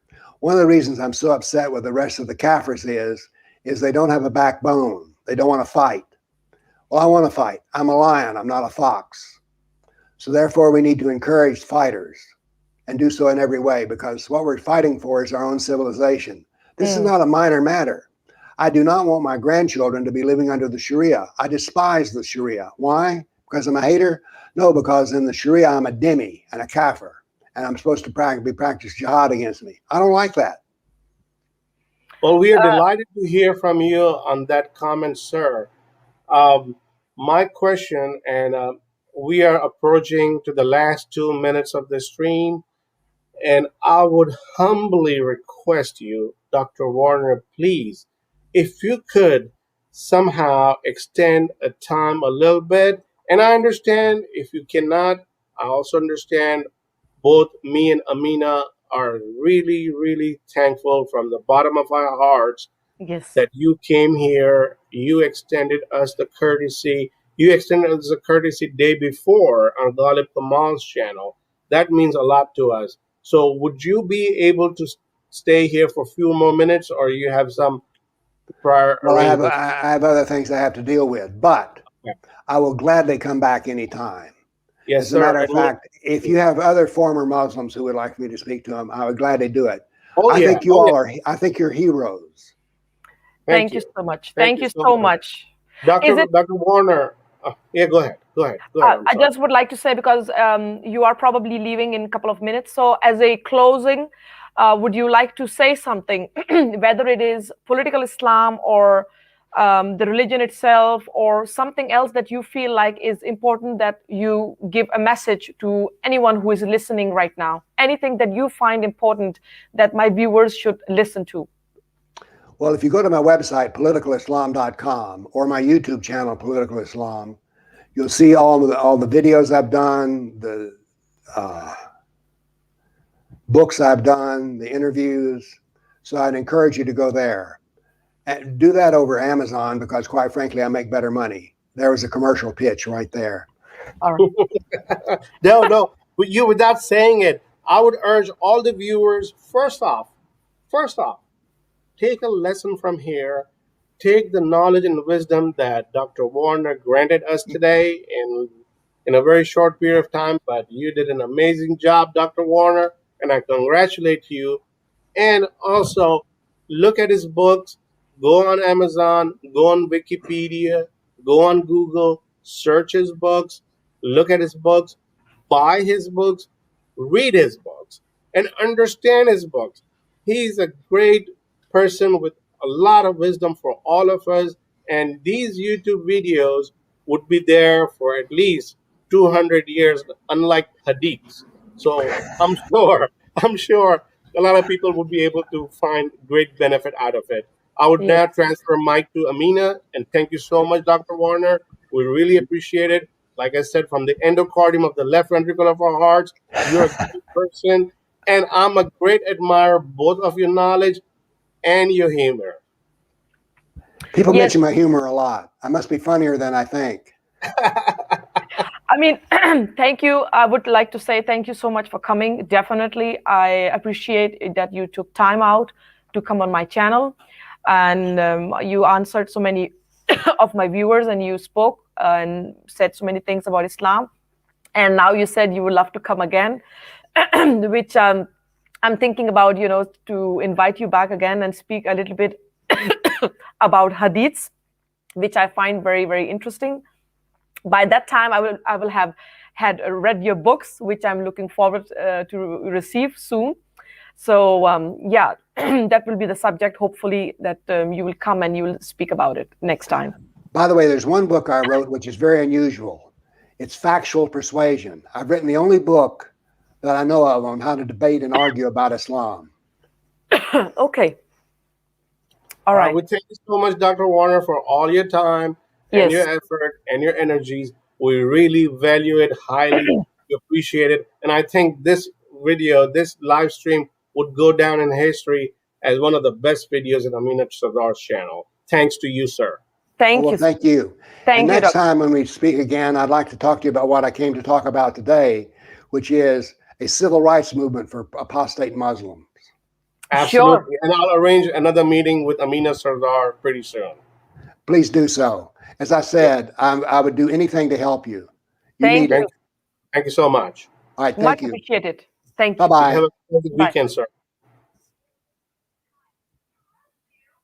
All right, that was really interesting. Very much, you can say, yeah, to learn. I learned a lot. I think we could never have been, finished doing this. It would have gone into many hours because, I mean, I'm pretty sure we can learn so much from Bill Warner. There are his books, like he has been writing books about hadiths and Sharia, and how Islam looks upon Muslim women. There are actually many books, and I would recommend you guys to look for it. Now I just heard that it is easy to read. That's even better. There is also a book that is said to be like 2 hour long book. It is called, I think, Quran something. Let me see quickly. A 2 hour Quran is the 2 hour name of Quran. Yeah, it. 2 hour Quran. Yeah, it's a very nice book. You ought to read that. Exactly. I have literally ordered all his books, all the books that were there available to read, not as a sound book or online, but just physical books. So I have ordered all of them. So, but that was before you even mentioned about Bill Warner. That was something I had researched because somebody mentioned about Bill Warner before, and now I just had him as a guest. So that was really nice. So yeah. So there, guys, you got Bill Warner. There are at least a dozen or better people in line for me to bring in all those channels. I'm not just, there's no gain for me here personally. I just want these folks to elaborate and expand the wisdom and the knowledge to all of us former Muslims. We should learn from these people. These people are great. And one thing that I realized in today's stream, Amina, let me just tell you this. The Arabian prophet taught I was offensive, I was rude. I told you up front, I told you the ground rules, I laid the internal rules in there. You should have listened the stream from the beginning and prior to that. We don't want to upset any of our viewers. The only reason for me to cut off was because each viewer was allowed one question and one question only, and you were Yeah. going way too beyond that limit. So that was the reason I had to interrupt. I'm sorry if I hurt your feelings. I apologize. But if you think that I apologize for any reason, that's not true. That's the only reason why and this should be a lesson to you and to other people to value the people, the time of the people of the United States. We are not free here. You think I don't have anything else to do better than just coming here? I'm spending my time. Dr. Bill Warner here is spending his time just to educate people like you. So don't take it as a rude way. Think what you're saying. So yeah, and I would be glad to bring more guests to you, Amina, if you allow me to. We will definitely bring. I got Yes. a long list of folks who are very knowledgeable. They know the Islam inside out and its implications. So yeah, we will keep bringing them on. Super. And I would like to say thank you guys for keeping a very sober tone. I know there were things going on the chat. I could see some of the things that I didn't like is that that some people were writing or trying to, and I think they are Muslims, writing certain things, and I did block 2 of the people for 5 minutes. Listen, guys, I told you many times I don't mind people agreeing to disagreeing, but be sober with your tone. One thing is that you speak about the religion Islam, or somebody speaks about Hinduism or something, you criticize it. Fine, it is fine, but do not go and attack the person. Don't be personal. Be careful. Do not curse on the person. Don't call them Urdu cursing, galiyan. Be careful. I can read your Urdu. And even if you are one of those who are not Muslim and we are normally very good at the same level, I do not accept the fact that you are cursing on each other. I don't like that. It's not acceptable. And people are writing privately to me and saying that somebody's cursing on the chat. Don't do it, please. You guys are better than that. Again, I don't mind you guys disagreeing with me or with my viewers on the subject Islam or Hinduism, but keep your tone polite. Do not attack the person because of your disagreements or something. I had to block 2 of the people temporarily for 5 minutes because something was going on the chat. I don't like to do it, believe me. But I have to, just to show you that stop what you're doing. I don't like to block people in general. So to send somebody into punishment for 5 minutes, that I really dislike. Believe me, it's very hard for me. But I have to, after a couple of minutes, when I've seen you keep on doing it, then I have to stop you guys. And the problem was I couldn't even warn you guys like this the way I'm doing right now, because Bill Warner was on the channel. I couldn't even stop you. I couldn't say something. So that was also one of the reasons that I couldn't warn you, and I can't always give a remark on the chat always when I have to listen to Bill Warner, to my guest, what they are saying. So please, guys. Well, Amina, on that, what I would say, for most part, for the better part of the stream, y'all did extremely well. Y'all did Definitely. very good. I applaud you, all of you guys. You did extremely well. Now, there's always one ill-mannered kid in the family. Okay? He was like our guest. He actually came to visit us. He actually sat us in the living room. We were sitting with him in the living room, and one kid just came and started misbehaving there. So he would be laughing at you. I don't know, the guests might be laughing at you. But this is what the analogy that you guys prove when you start behaving badly. Don't ever, I'm trying to tell you, don't ever try to misbehave when Yeah. special guests are over here. And Amina, I know she may sound, and obviously she's a politician. She But would tell you in a nice way. I But mean, then people have not. she'll do whatever she has to do.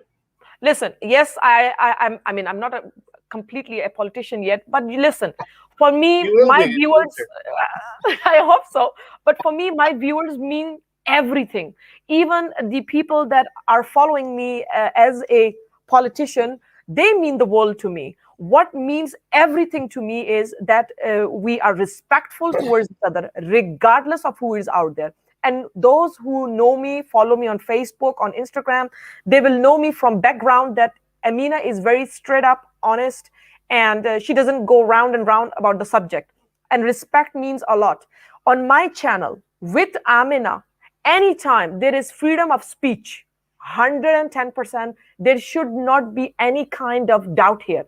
What I'm speaking about is not that there is no freedom of speech on my channel, but what I do go after is respect towards each other, persons. I'm not saying that you cannot say stuff about Islam or about Hinduism and say, I don't like Hinduism because there is something God like this. I don't. That is something different. We are talking and debating, but do not curse on the person. Don't attack the person. That is something I do not accept. I hope you understand the difference here. That is something I do not like. But today, you guys were in general, I mean, really unbelievable. You're always unbelievable. You're always pretty much of the time, really, guys. You are fabulous. I really, really care about you. You are fabulous. And today, you were excellent. Do you understand that, guys? You were excellent. And I have seen your messages on Instagram, on my email. Thumbs up. Thank you, guys, very much. I appreciate you so much. So, to you guys as well. Well, Yes, Mo. yes. Today, everybody behaved really well. I would say that, except for some bad apples. They're always there. There's nothing we can do about them. So, continue with the same great behavior that you've demonstrated today. And I'm saying it in the most respectful way to all of you. Thank you so much. Thanks for you guys being here. Thanks for asking questions. That means a lot to us. When you give respect to our guest, you give respect to us, you give respect to Amina. Now, the lesson here, remember when I said early on before we got Dr. Bill Warner on live show, I said we have to learn. The learning that you get is from the entire hour's worth of speech, his question and answers, and what he had to present. So learn from it. Look at this video over and over again. Uh, Read his books. There's nothing better that I can tell than read his books. He's a genuine person. He had studied Islam for almost 50 years plus. Look at his age. People at his age in our culture, in culture of India and Pakistan, they tend to retire. They didn't want to talk about it. This guy is actually being here out of his very, very busy schedule. Right there, it means a lot. And on top of that, he's giving us words of wisdom. So I would urge all my viewers, all the viewers of Amina Sardar, to go and read his books. Try to order online, Amazon, your local bookstore, wherever you like. His books are great, great, great creations for the There, future to come. yes, there is also somebody on my channel, a viewer who says, I don't know if it's Way of Life or who it was, whoever it was, said that this person is not a scholar. He's not a scholar. Listen, you Muslim friends of mine, where does Allah command, where does Allah say in the Quran or in the Hadith that for a Muslim or for a kafir, you need to have education to understand Quran or Hadith? Where does it say? For you to understand Quran as a person, as a believer or non-believer, you have to take an education. Where does Allah say that? That is so ridiculous when people say that. It is unbelievable. We have a viewer on list that he wants to come on. There was another one, he just left, but I'm going to take Karan Tushar. Hello, my friend. How are you, Karan? Hello. Hiya, guys. Thank you for having Hello. me. You're welcome. I know I feel like I earned myself a good boy badge today. Oh, And yeah, you did. You did. You actually did, Karen. Thank you so You much. did it. You did We it appreciate way ago. So yeah. no, I must appreciate like the kind of like that you guys host the program, and well done to both of you, especially taking out your personal time and everything, and trying to enlighten people. But enlighten in the sense of at least people should know what is going around. Hmm. Um, and yeah, but things gonna happen. I mean, like people gonna comment. As you live in a free society, things gonna happen. Like you can't stop people writing what they want to write. Especially if people like us coming from Indian background, we guys have no clue about those things. Like how the how would I put it like this way? We as Indian idea, like for us, believe is a belief. Like you can believe whatever you like to believe. But Hmm. their idea is totally different. Like so the more I come to, the more I'm learning, and more I'm surprising myself. Learning about what? Islam and Yes. Hmm. means they're doing everything from day to night and whole life only for one thing, because they want to go to heaven. Means can They you haven't imagine? seen it. They No, haven't seen nobody it. have a proof. Nobody have a proof. Exactly. Tushar, let me interject this. They just don't want to go heavens, but they want to drink wines with 72 fair-skinned, big-breasted, who are never touched by humans or jinns, laying on the cushions I under don't know. which the rivers of milk, honey, and wine flows. This Thank is you. Right. Allah. Yeah. I because like I just recently into this idea. I didn't have much knowledge about them, but like for example, I like in Indian philosophy we have idea of reincarnation. Like we Hmm. think you're gonna experience another body. So I Yeah. was talking to one of my mate. I said, have you ever eaten KFC? He said never, because it's not halal. I said, imagine if you die and you come back into another body, then you're gonna miss whole life not eating KFC. you know, imagine if this happened then, and you again Huh. working in KFC, just Yeah. you're gonna miss whole life KFC. Means it was a like I know it's a very low level joke, but Yeah, but you you don't. need to be very like you need to be very focused on this idea. I mean, like you wake up and you sleep, all focus is yours. Make sure you don't do anything wrong, Hmm. because Yeah. it's gonna. See, Tushar, that's what's exactly been prescribed within Quran, within the Hadiths, that if you do certain things, you will be rewarded with Jannah. And if Hmm. you don't, and this is the fear a Muslim, and I would say any religious person for that matter, constantly live in their daily lives in this world. Because the fear, they have instilled the fear in the I agree. mind. It's I the agree. fear that's talking. I completely agree with you guys, and it is so means imagine you living a life and you have Hmm. obviously you don't have any interest in current world, because you're going to haven't, like, you know.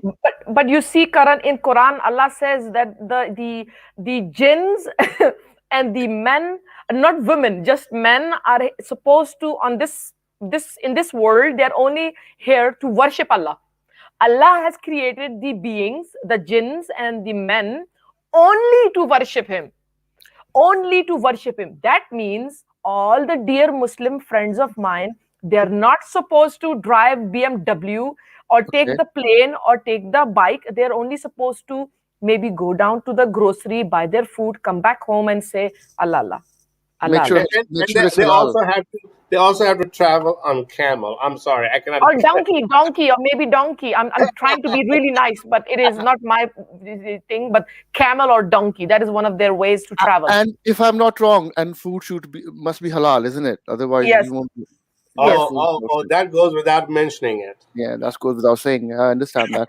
And it's so now I'm slowly figuring out, like, you know, why so much there is almost no scientific invention in current times coming anywhere from this part of the world.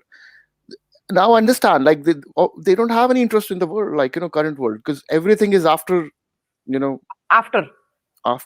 So it's a kind of insurance policy. No one have cashed it yet. No, Magar, see, I said that nobody has even seen it. That's the worst part. Can Yeah. you believe you are missing out this world because you somehow have been programmed to believe there is something better in the afterlife that nobody has seen. Nobody has seen, and nobody can prove it to you. Nobody can prove. I mean, there are people who talk about, can you prove that Muhammad didn't exist? Can you prove that Muhammad existed? I mean, you're busy telling me or people like me that can you prove that Allah doesn't exist or Muhammad didn't exist? But can you, before you ask me this, who doesn't even believe, can you prove to me whether Muhammad even existed or Allah exists? No. I think they can only prove by the book. But if you ask them any question outside the book, they're clueless. For example, I asked a couple of people, like, what happened to the people those died before Islam? Like, you know, why God was not fair on them? Like, why they didn't have a message? Now nobody knows where they're gonna go, so it's not fair on them. I don't know how they counter this question. Yeah.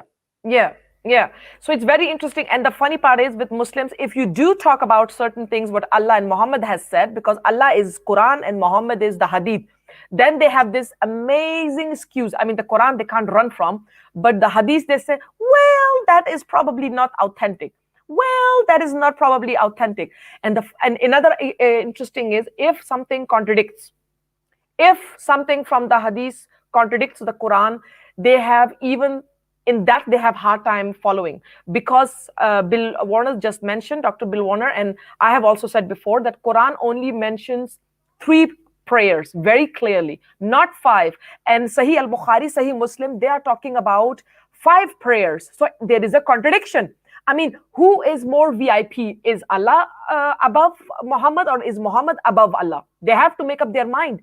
Muslims said that we have no control, we have no idea what Quran and Hadith is. My dear friend, we know more than you can even imagine. Well, And Tushar, let me ask you, what did you take out of today's Bill Warner's presentation?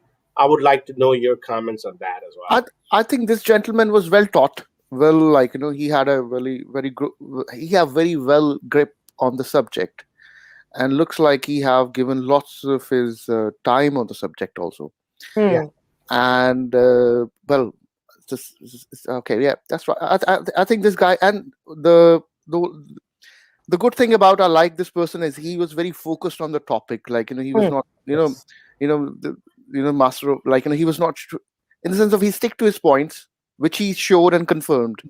Only things he said which he can back on with some evidence, kind of thing. Like, you know, means he was not throwing things in the air, like, you know, no, which doesn't make any sense, which you can, or anyone can go and double check. Like, probably you can, it's like a reference from Quran or somewhere, which I think he looks a very focused person, like, you know, well taught. I think, yeah. I mean, the guy, he's been teaching. He had been teaching the University of North Carolina. And he is a very meticulous and detailed oriented person. He read Quran inside out. And let me tell you guys something else, which I forgot to ask him, so he would mention by himself.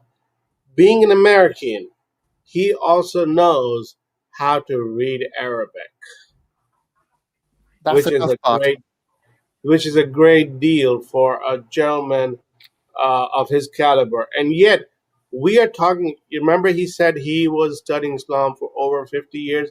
You know what 50 Yeah. years is? He was actually studying Islam before 1970.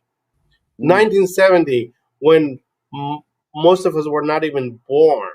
This guy is studying Islam since that time, and he learned Arabic, he learned Quran, he learned Hadith, he learned Sirah. He wrote books on all of those subjects. So the idea here is, I don't know how you say your name is Karan. Last Karen, name yeah, that's fine. Yeah, Karen will do. Kurt. So the idea is, this gentleman, he has sacrificed his entire life. And if he's saying us something today, we got to give him at least a little bit of attention, and also give him a little bit of a courtesy to believe. Well, I don't want anybody I don't want to say anybody to believe, but just read his books, and y'all know what he actually means when he wrote those books.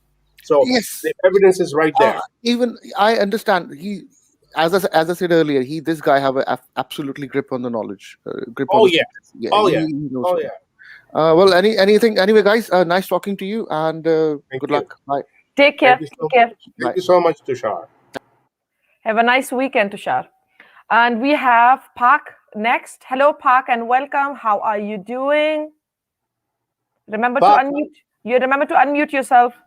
Okay, just give me a minute. Of course. Well, Park, I would like to ask you a question, sir, or ma'am. I don't know. What do you think about Bill Warner's stream today? I hadn't listened to it all, but I had few moments for about 5 to 10 minutes. I listened to him, and in that, the point that he was raising was that the literature, the kind of hate literature that contains a lot of hate, you can find it in that religious text that you have. So I want to share my experience. I'm a Pakistani by nation. I lived in Pakistan. I used to be very religious in my teenagers, and mostly those religious persons who have studied their religion and they are not earning through their religion, they're not, that poisonous or dangerous at all. In Pakistan, what I have noticed is those people who haven't studied their religion, so they need now to believe strongly, they need kind of an environment that is totally locked, where no information against their beliefs is given to them. As I belong to a minority group, Shia from Pakistan, the Shias are not in a lot of quantity over here. So I experienced diversity over here. Whenever you experience diversity, whenever your beliefs are being challenged around you, it gives you kind of a flexibility. But if you have an environment where your beliefs are not being challenged, then and you haven't studied your religion as well, then obviously you want you always want your beliefs not to be challenged, because your beliefs are not even strong. I hope that you are understanding whatever I'm saying. Yes, sir. And Pac, let me ask you, or Park or Pac, I don't know. It is short for Pakistan. I didn't want it to write my name. Okay. Well, first of all, let me ask you, if you belong to a minority group in Pakistan, how do you feel? How is majority treating you? Or let me yet better refine my question. The white in the flag of Pakistan, the entire green and some white, is that a true representation of your community there? Okay, I am a Muslim. I born in a Muslim family. I belong to a minority group of Muslim called Shia. I understand. Shia. Uh, as far as I was Shia, and in school, the first experience when it was when all the students in the class, majority of which were Sunnis, when they found out that I was a Shia, it was kind of a amazing experience for me. It was like I'm some kind of other species in that whole class, and in those subjects like Islamiyat and all those books, we are taught a totally different things that we didn't believe at our home, and it is necessary. That is the thing. It is necessary to study Islamiyat in schools, where at home your beliefs are totally different.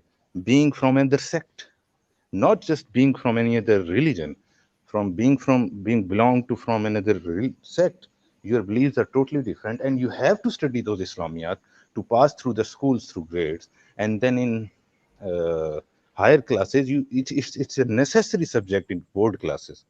If you won't pass it, you won't get your matriculation degree. You won't get your higher secondary degree.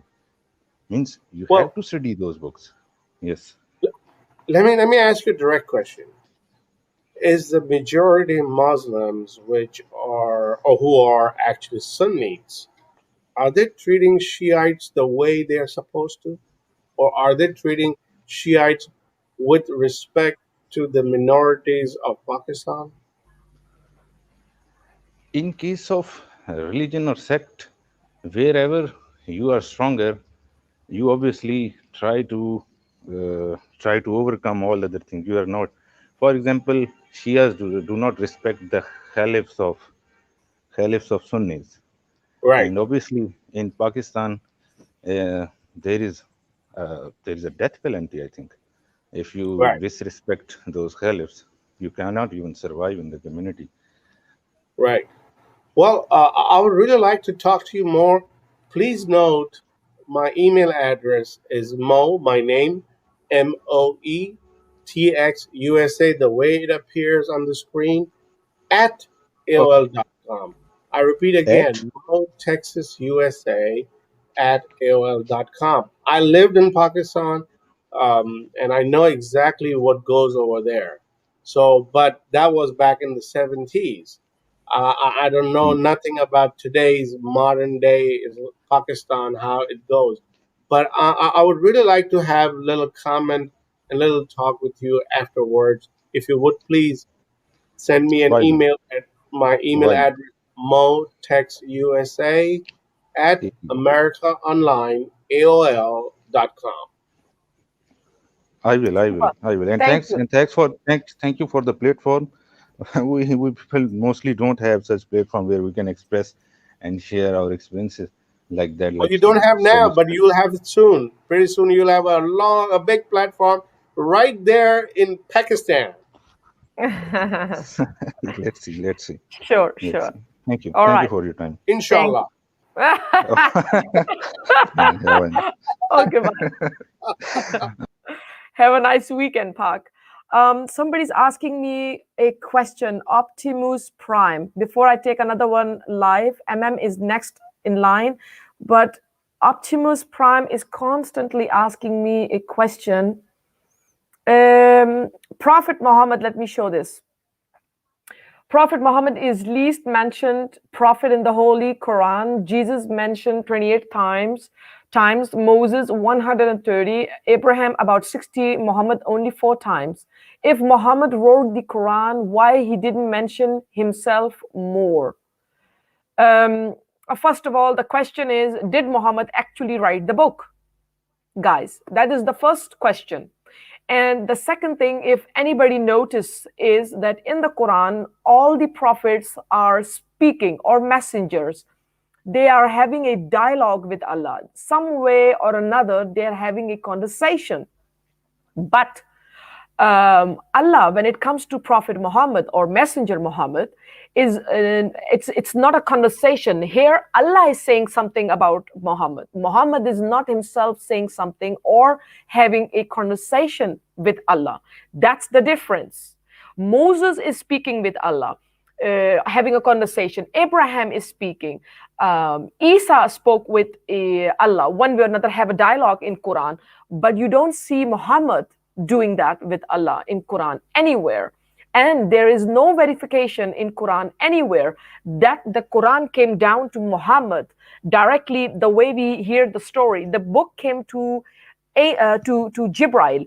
And Jibril, then many people say, well, he's an angel. No, my dear friends, Jibril in Quran is not an angel. Sorry to disappoint you, Muslim guys, but Jibril and Mikhail are not angels according to Islam. It is mentioned as angel. They are mentioned as angels in the hadiths, definitely, but they are not mentioned in the Quran as angels. Sorry to disappoint you. I mean, you have to read the Quran as literate. You don't have to, try to make a tafsir of Quran because it suits you guys. And secondly, I will speak about namaz, salah, how you pray, and all these things, because there are some people who wants to debate on it. And I'm going to remove this person who is cursing. Just a second. Somebody's cursing very badly, and that I'm not going to accept. Out. Somebody was using the F word, and I'm not going to permit it. This is, it's gone. I mean, He's gone. I would also like to add your previous comment about Muhammad and Quran. When you read Quran, well, first of all, when you read Torah or when you read Bible, you get some idea about what God is trying to tell or what Jesus was all about. When you read Quran, at least a guy like me, I have no clue who was Muhammad, where did he come from, what was his purpose, what was his life like. In Quran, I'm talking about. In Quran, Muhammad was never discussed in a way. First of all, like you mentioned, he was mentioned only 4 times. So right there, it gives me a lot of doubt. What kind of book is that was created for the perfect man who actually had a journey from Mecca to Jerusalem on a donkey, and from there he went to 7 galaxies upwards and came right back and couldn't figure out the world was round, the planet Earth was round. So there's very little talk about Muhammad in Quran, whereas if you look at Bible, if you look at Torah, there's a lot of talk about Jesus and Moses and all that. Even Quran talks more about Jesus, talks more about Moses, and there's always a reference to Isa ibn Maryam, but Muhammad, he's never there. Nothing. So right there, it gives me a kind of doubt.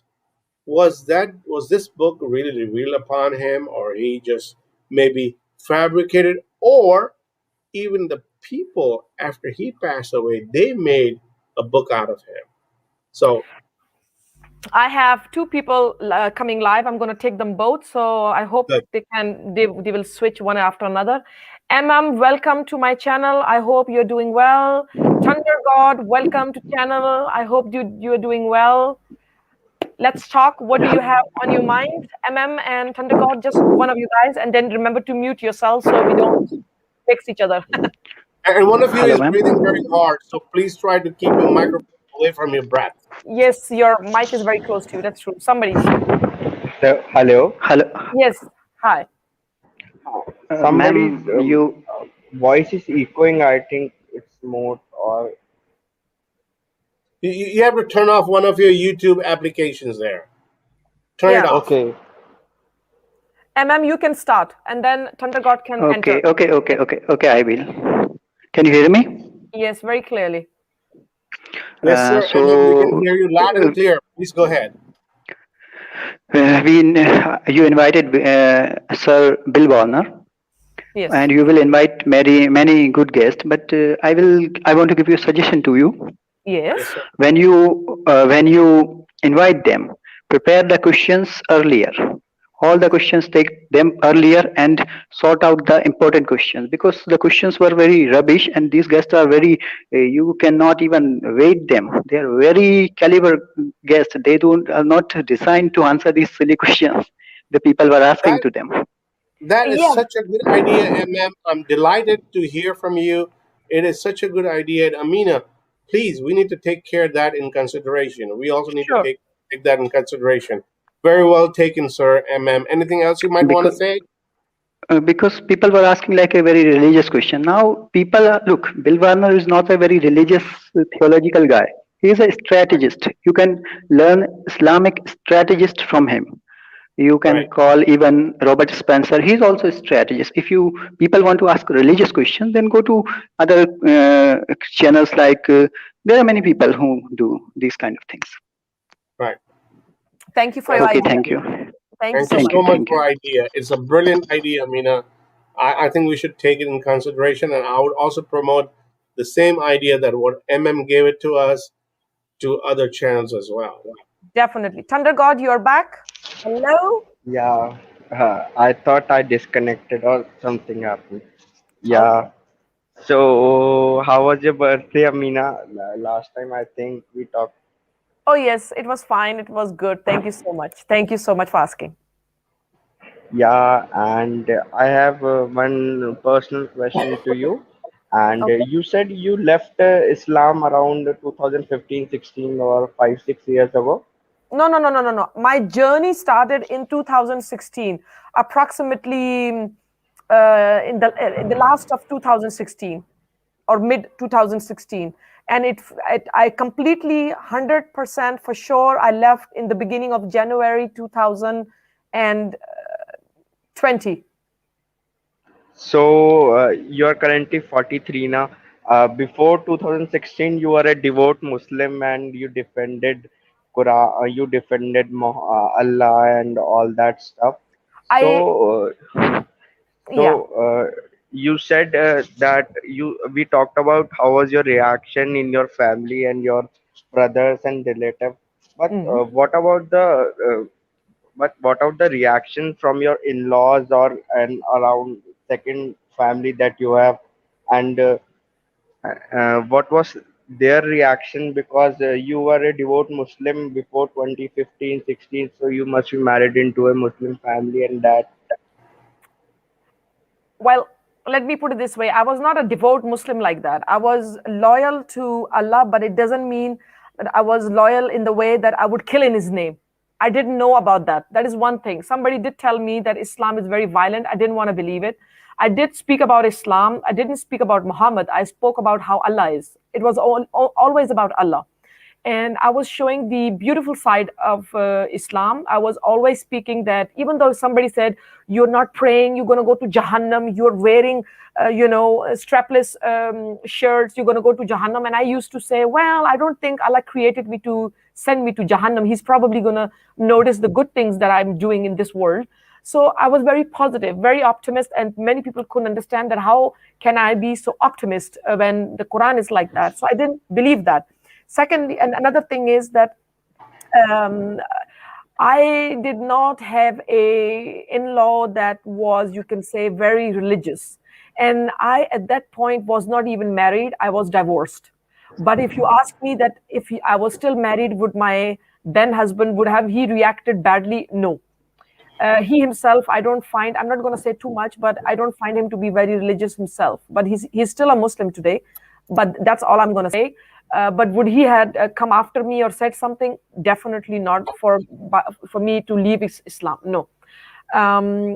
My family, some of them, they have reacted very badly after me leaving Islam. But my family here, where I'm living, my mother and a brother of mine, they're very nice. They are understanding and they support me completely.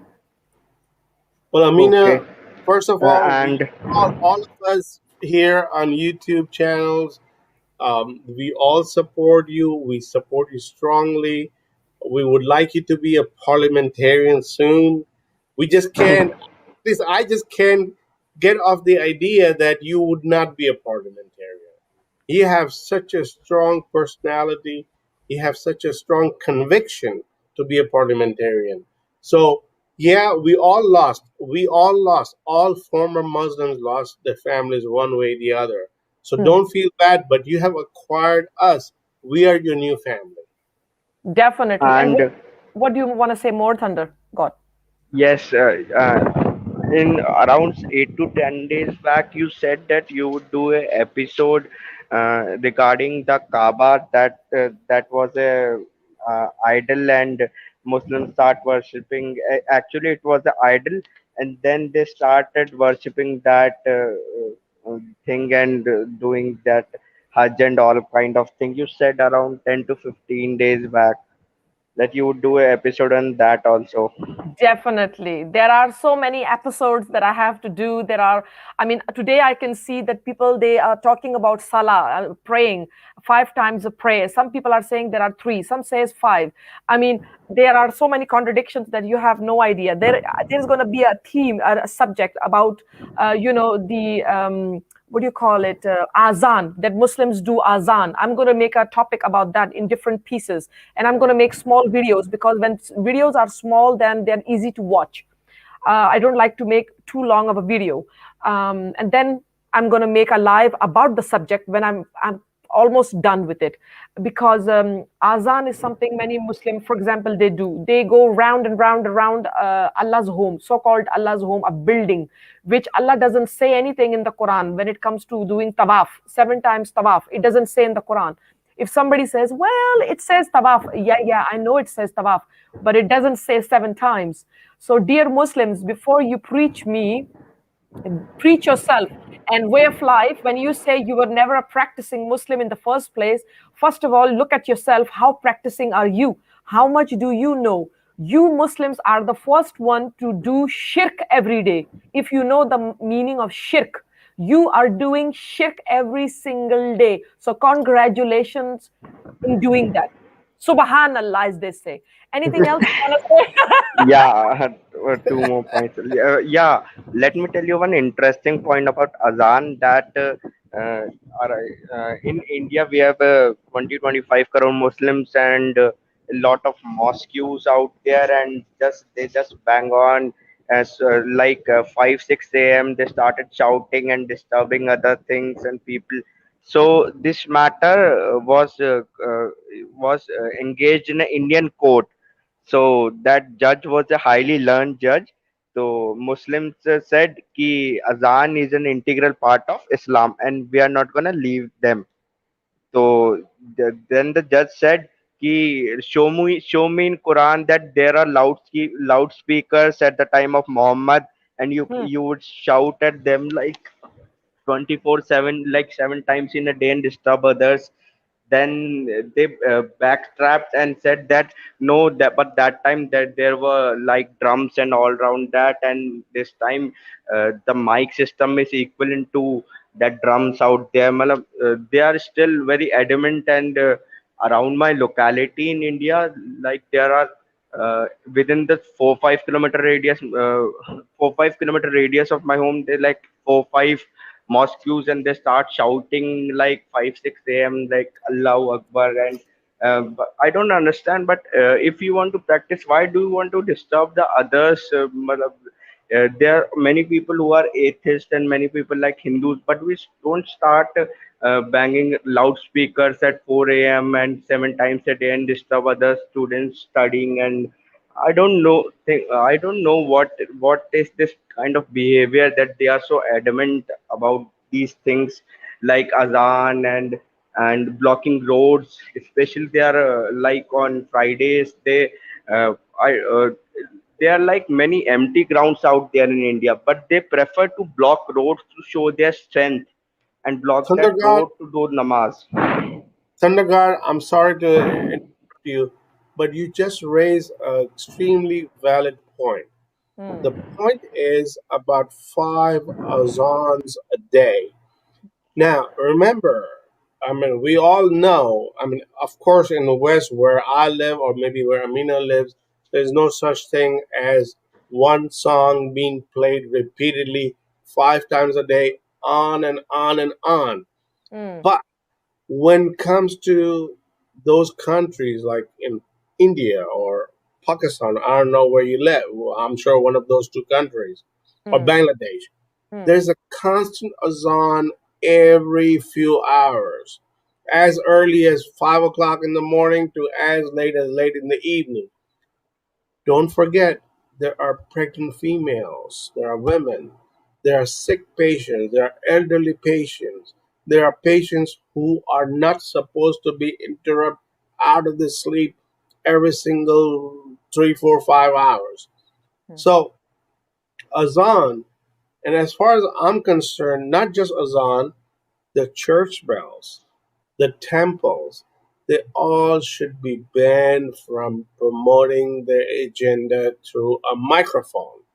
If you see what I'm trying to say, Yeah, to that me, sorry to to me, interrupt you, but this matter when that went into court, the most 99.99% of the temple administrators, they said yes, we are going to pull out our loudspeakers, and they removed all the loudspeakers. But only the problems arise only with the Muslims, that they said that azan is an integral part of India. All the temples around there, they put down their loudspeakers. They are not adamant like them, but this was only with the Muslims that got into the high court and said no, we are not going to take our loudspeakers down. Azan is an integral part of India. It's written in Quran, and we are gonna it is very essential for us. We are not gonna back down from that. well, Thunder God, we have the same challenge. There are pockets of areas, the enclaves in Europe, I'm sure in Denmark, here as well in Texas and entire United States, that these Muslims, they want to have their free will and they want to have their way of life where they could call azan every certain hours throughout the day and also throughout the night when there's a calamity, where there's a natural disaster, when there's Ramzan or other feasts that they may have. We are against all that. Now, I'm not just against Muslims, I'm against any noise pollution. Yes, I have to Yeah, go and further. I have to go yes, further one more now. point, and I've end my point Super. on that. And Amazing. I want you to do one more episode on the uh, Sufism of Islam. That people say that Sufism is a very soft Islam and like that, Mm, and people don't know actually that Aurangzeb was also Sufi, and the kind of brutality that man that killed 5 to 10,000 Hindus every day and raped Hindu women and all like that. People consider that Sufism is a like La La Land in Islam. It's a soft part and that and that, and people actually don't know about that. Sufism was a mild way to spread Islam, but the methodology may be different, but their objective was same, that of other sects of Islam. mm. True, Well, true. like Dr. Will Warner said, Islam is just Islam. It doesn't Yeah. matter whether it's moderate, whether it doesn't matter whether it's Sufi, whether it doesn't matter whether it's extreme. Islam is Islam, and that's where we start, or that's where we end, actually. Mm, Yeah, and thank you so much for letting me speak, Amina. And I hope to see you more on discuss on the Islamic radicalization and growing threats in Indian subcontinent, especially India, and sure. the problems we are facing out there. Like I would like you to, along with many your Indian audience, and I think you have 20 to 25% Indian audience, and they would like to discuss you more on Indian things also. The matter should be same, that the problems due to Islam, but they Mm, must be specific to India, in the context of India that we are facing out there. The same problems with Islam, but in context with Indian things. sure, sure. Thunder God, Thunder God, I cannot wish that you were in Denmark and you would be voting in Amina Sardar's constitution. Yeah. Thank you. Suprabhat, good night, and good night. Okay. Good night. Take care. Take care. Thank you. Thank you. Have a nice weekend, Thunder God. All right, next we have Rohit. Welcome, Rohit. How are you? Welcome. Good evening, ma'am. Good evening, Good sir. evening. Thank you. Good evening.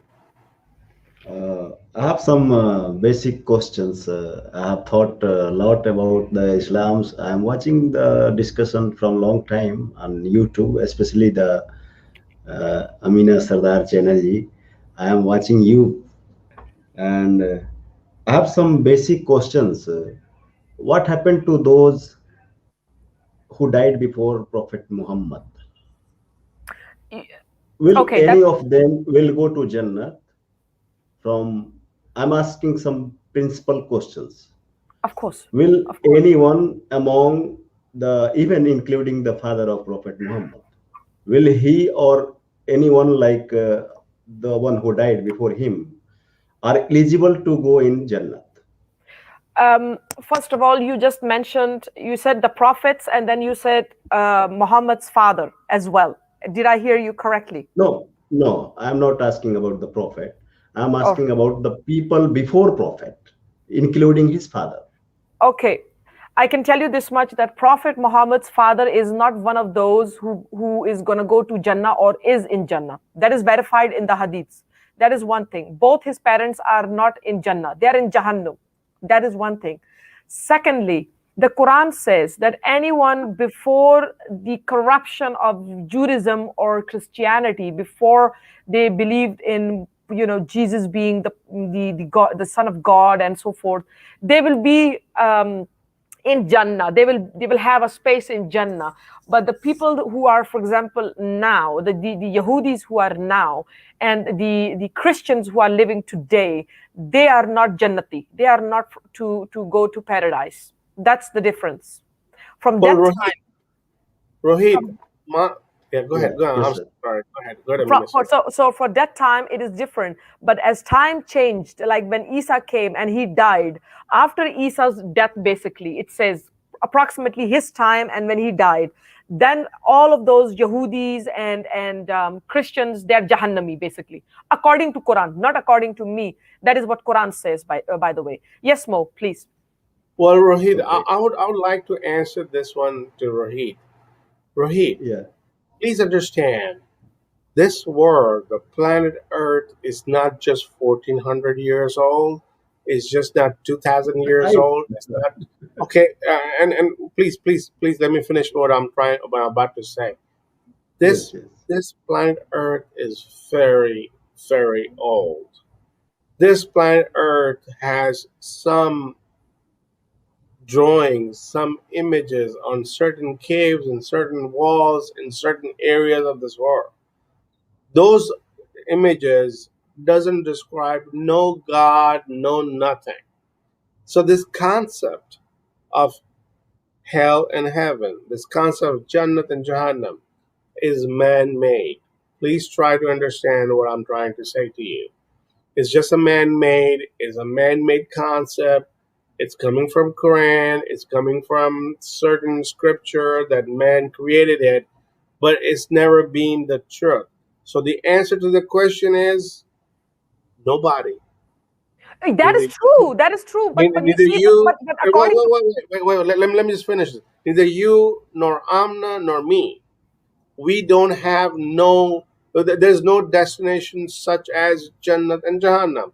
There's not no such destination as Narg and Sword, if I'm I saying it correctly. I So I understand what you're so saying. drop this concept and no, think no, like a human. but he was No, asking no. a question. He was just asking a I am question. What? asking Yeah, questions I for the got you. people who are watching from the Exactly. Amina Sardar community, ex-Amina Sardar community. I They know. I have to know. think about it, how Yeah. they can answer this. And the Well, Yeah. second question for Rohit, me, I have a Rohit, Yes. second question. Rohit, Wait. wait there. What is your second question? Second question is that I'm giving some scenarios, like suppose somebody murder or rape your daughter. Mm-hmm. You go to the court of any country of the court, Hmm. including Islamic, non-Islamic, or Christian, or Hindu, ruled by what, or democratic, or atheist. You go to any country, and these crimes are crimes all over the world. So if somebody killed somebody, and you and me as a parents, somebody killed my daughters, we want the justice as soon as possible. Yeah. Because in judiciary, it is a tagline that judiciary justice delay is like injustice. Mm.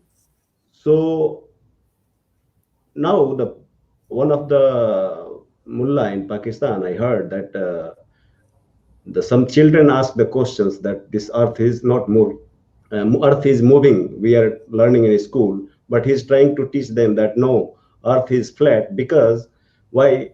Prophet Muhammad is sleeping in the earth. So it is not making any what you can say. It's not making any disturbance. I mean, it's not removing from its place. It's a stable. Sun is evolving around the. I'm quoting the mullah, the one who said in the video. So I'm saying 1400 years ago, a man who went to but he is still waiting for the Jannah. And I don't know how long time he will wait for the Jannah. Why people believe such religion where there is no justice? I mean, it's 1400 years past and you are still, I know that's imaginary, the Jannah and hell and well, all are imaginary, or as per the sir, it is saying it's a man-made. But I'm saying those people who are believing, how many years you have to wait for to get this one? It is because it's because they're probably brainwashed. When you're brainwashed to believe something, then it's hard to get out of it. It is very hard to get out of it. That's the best I can give you. That's the problem. That's one of the problems. I mean, for me to leave Islam was, I will say, difficult, but at the same time was not difficult, because when I started my journey, it was not because I wanted to leave Islam. It was to understand my religion. I wanted to understand Allah. I wanted to understand Quran. I wanted to understand Hadith. I mean, I had left Hadith because it was so. I couldn't be in a religion and believing the Hadith. Why did I leave the Hadith and not the Quran? Because the Hadith was actually insulting Prophet Muhammad. If you look at the bigger picture, Hadith is insulting Prophet Muhammad on the highest plan you can imagine. That is one thing. So I left Hadith. But if you look at the Quran, if you really, as a objective person, you study the Quran, you will end up leaving Islam, because a logical person will not say that there is a Jannah where you will have ladies with big boobs and you will be able to see through them, and you will be, having bing bang boom with the women and so many ladies, and they will be like white and beautiful big black eyes. I mean, you will be able to drink alcohol without getting drunk. I mean, is this what Allah will give you in the afterlife? To go and have ladies around you and do the bing bong and have a lot of wines? I mean, really, is that what He want to give you? He will not give you something else. He will give you that. How disgusting and how disrespectful it is for females. I mean, for Muslim ladies to even be able to read and understand the concept of Islam, of the Jannah, that this is what's going to happen to you guys. And if you read the detail from the hadiths, I mean, what kind of a women they will have, it's like 70 women from hell and 2 women from paradise. I mean, if that is not disrespectful and disgusting, then I don't know what it is. If that doesn't make you leave Islam, then I don't know. I mean, if you have any respect for your mother and your sister, you will think twice about this so-called beautiful and peaceful religion. Well, Rohit, may I ask you a question? What is your opinion about today's Bill Waters stream? What did you learn from him? If you saw it. I'm sorry to say, sir. I'm sorry to say, I did not watch it. Really. Fair enough. I just joined 20 minutes ago. Okay, no problem. But I have the idea that I listen in one 5-hour video. I watched the one video of 5 hours. In that one, she mentioned that on Friday he is coming as a guest. Okay, I was watching some other videos. So sorry. Right. This is today is Bill Stream's presentation. Amina, I would like you to focus on Bill Warner. It's Bill Warner's presentation. It's Bill Warner's stream, and today's topic is Bill Warner. So Rohit, I'm sorry. Please don't take me as being rude, but we have to take other callers who happen to see this stream and they have some comment on him. It's okay. It's okay, sir. Thank you so much. See you. Well, bye. Okay. The future callers, please stick on the topic. Today's topic is Bill Warner. And if you have to say anything, I would welcome you to the platform and say something about Bill Warner. Go ahead, caller. Welcome, Islam Critic. How are you? Hi, guys. Hi, Amina. Hi, Mo. Hi. Hello. How are you, sir?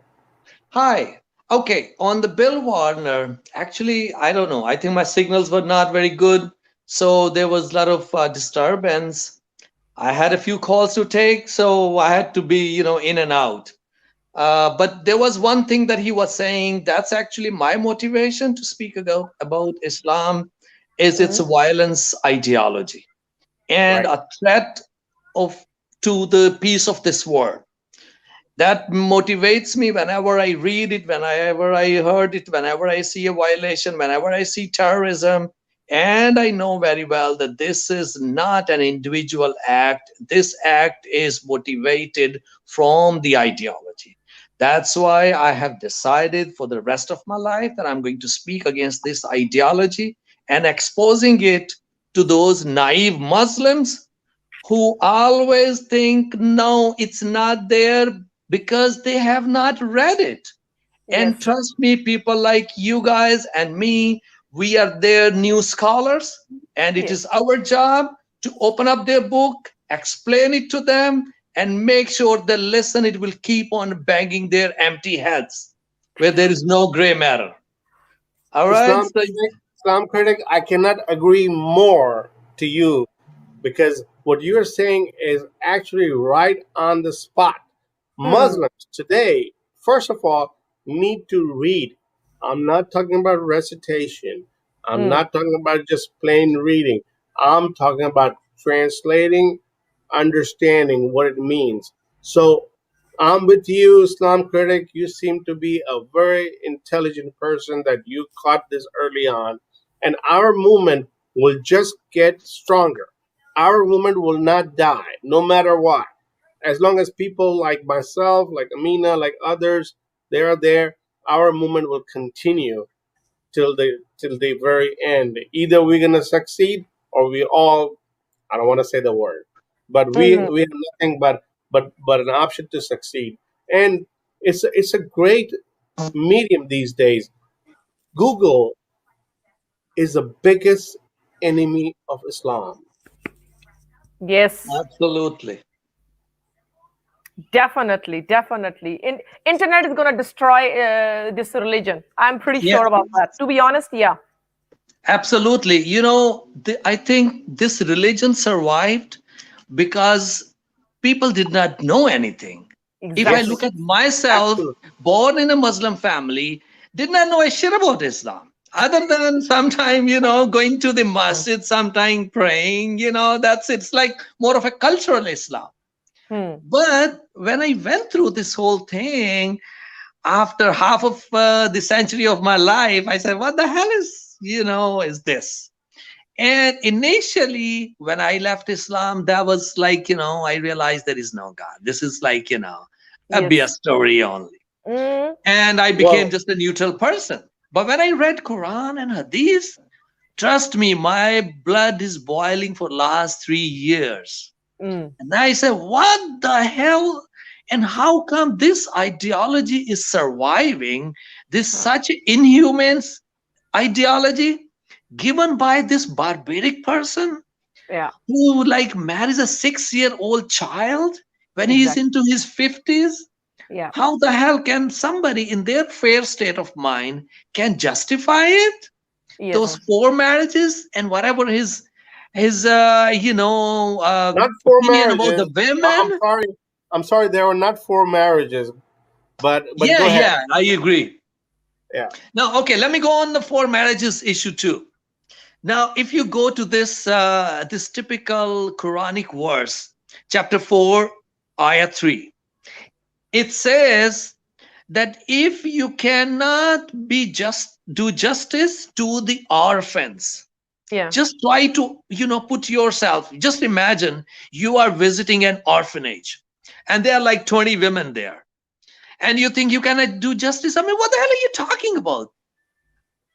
So if you cannot justice, take them home, marry all of them. What kind of nonsense it is? I mean, you are a prophet, you're teaching something, you're saying, or at least your followers are saying, you are the Rahmatul Lil Alamin. What the hell, my foot? You are not. You're the most disgusting person. You are going to an orphanage and you are trying to do a pick and choose, and over there you go and say, you know what, I cannot do justice. Maybe I pick up these four of these. They're nice looking, young, beautiful. I take them home and I tell my wife, hey, honey, I got few for you, your co-wives. What the hell? This is not a religion. This is a cult. Well, And Islam let the critic, story go on. Let me finish I this would and like then to you know. can. Yeah, I would like to know what's your opinion about today's Bill Warner stream. Well, I have been listening to Bill Warner, and I agree with him. To be honest, I forgot about his religious inclination towards Christianity or other. But when he speaks about Islam, there is nothing better we could say. And you think he ever said anything which wasn't within the religion of Islam? That he said anything out of Islam? No, I don't think so. No. Thank you. Thank you. Yeah. Thank you so much. And Thank you so much. Please come back.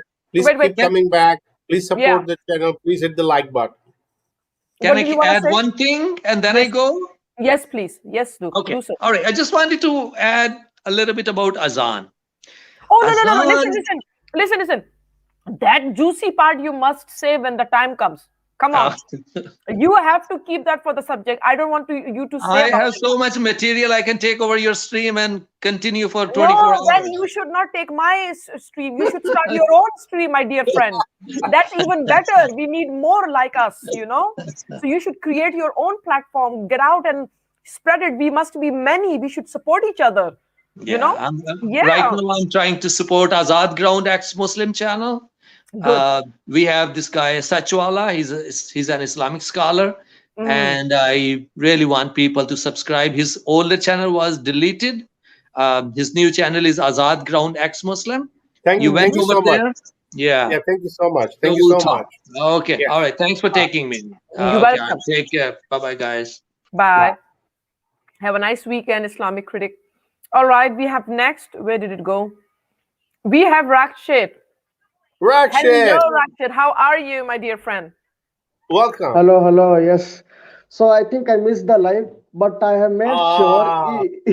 But you committed a sin. It's a sin to miss Bill Warner's transmission. Yeah. But I actually already, as you can say, I've not committed sin as well because I already watched him in some other channel before, a 10-part series. Today you have video. different content. Yeah, he is as much expert in a statistical way as it gets. Best statistical expert of Islam, I can say, statistically. So I have sent a link in case, Amina, you can post that link. This is a 10-part video on Sira International, this one. So where Al-Fadi discusses with Bill Warner about these issues. My dear Rakshit, sorry to interrupt you. Please send me all the links where, not on the chat. That it will disappear. Okay. And Amina will. Yeah, I mean, sure. the only thing I have done right is my YouTube is secured from every angle. But the thing is, that's the only thing I did, but I have done. Just in case somebody tries to hack. But other than that, you have to send me on Facebook, my dear friend. You have my link. I'll send it in the chat messenger or somewhere there. I will send the links. So you can put it in description in case people are wondering who Bill Warner is, how much he has studied. If they're not known from this video, they can know more about from the 10-part videos, which I have. Each of them is like a 19 to 15-minute segments. So I think Al-Fadi is one person you must get. He's an Arabic expert. And he has a very fascinating journey. You must get these people. And Robert Spencer is, I think, a very good person. If I'm not wrong, more texts would have heard about a lot about him as well. Robert Spencer and his works. And he has recently written one book called as Did Muhammad Ever Exist? Part 2 research. So that's another important thing which can be discussed. Okay, coming to the topic, although I was in some other live chat discussing other topics, Mo knows very well. No, Mo knows very well whatever it is that. Okay, coming to this topic, I think if Bill was there, I would have asked one question. What is the probability that Islam will it end ever? Will it end within 20 years? How much probability it is there? Well, that would have been the single biggest question, mine.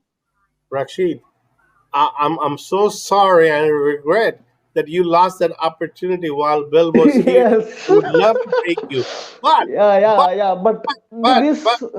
But but this, there's something else that I would like to share on his behalf. That since you say he's a statistical person, he actually is, and his statistics say, according to Bill Warner, in Dissecting Islam.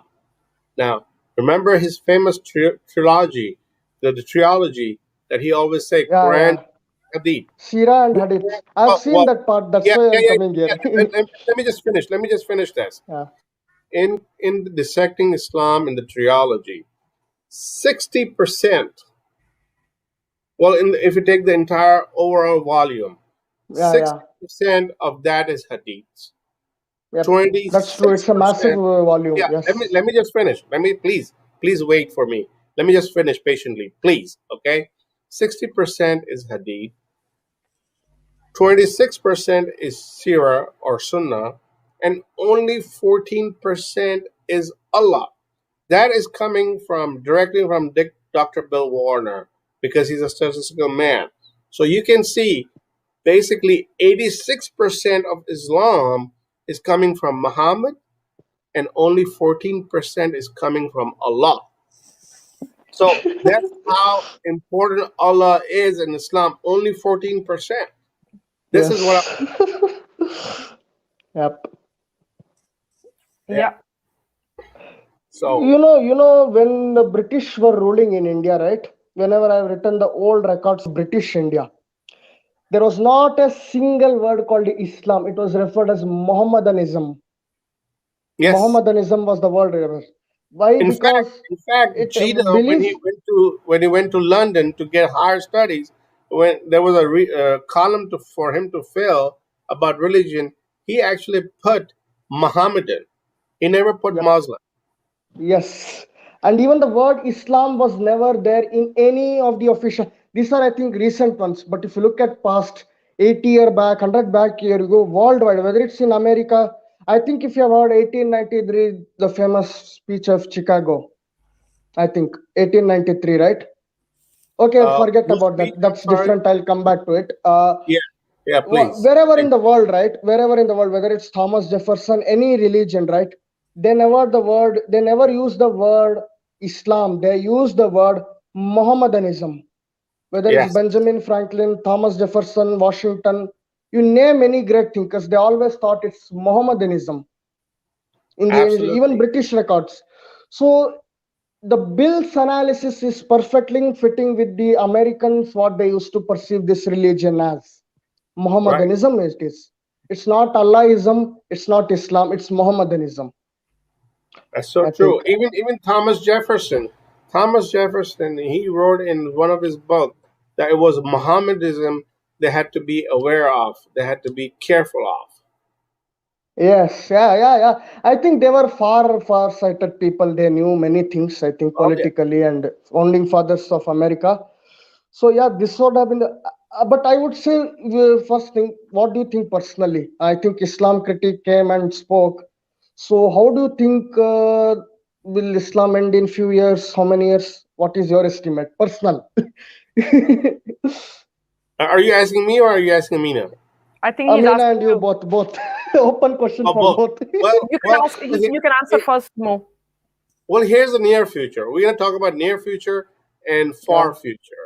The near future is, I got a good news for all my Muslim brothers and sisters.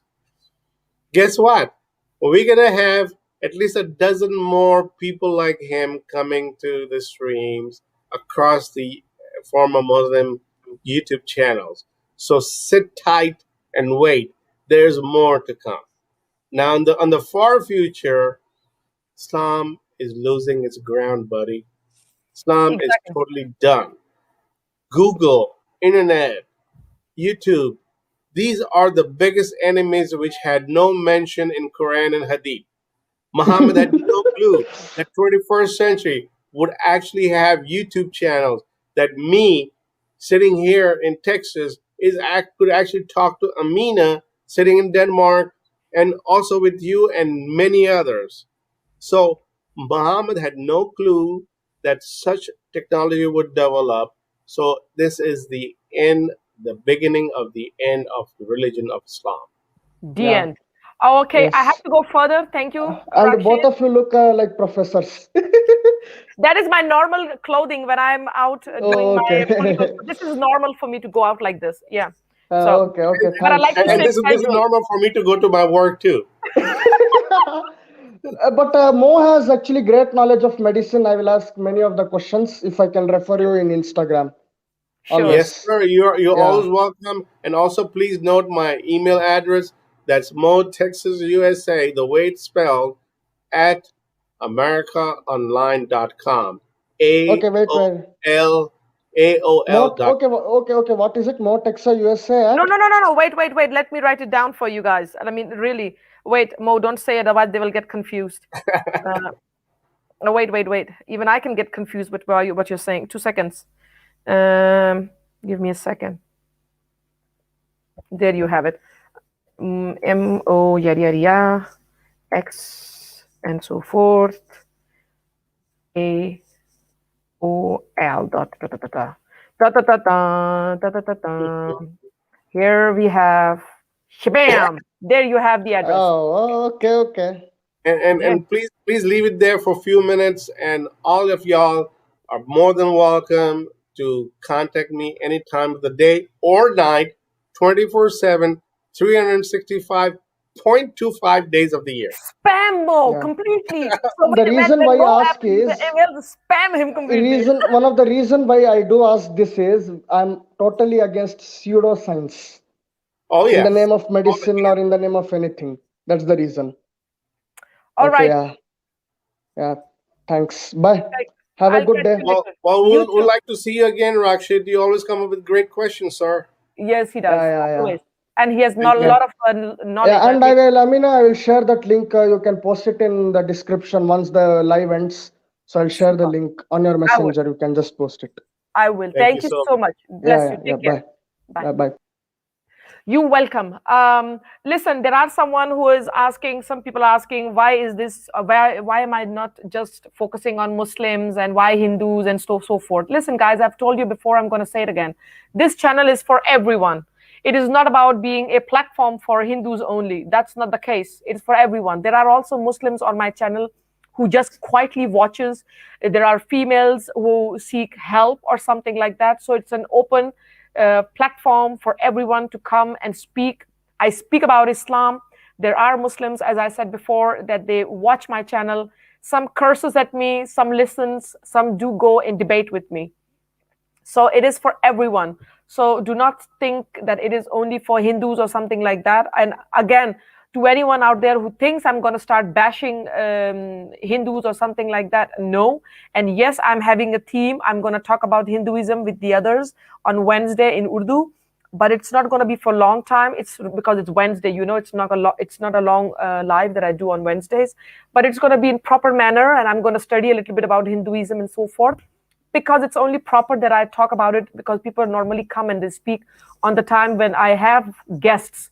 So that's why I'm giving them that day to speak about Hinduism, which I also find very interesting subject to talk about. Okay, so please, guys, don't think that this channel is for Hindus or just Buddhists or just for Christians. It's for everyone, but the main theme on my channel is exposing Islam. It's all about Islam. We are all talking about Islam and what the problem is with Islam, according to all of us.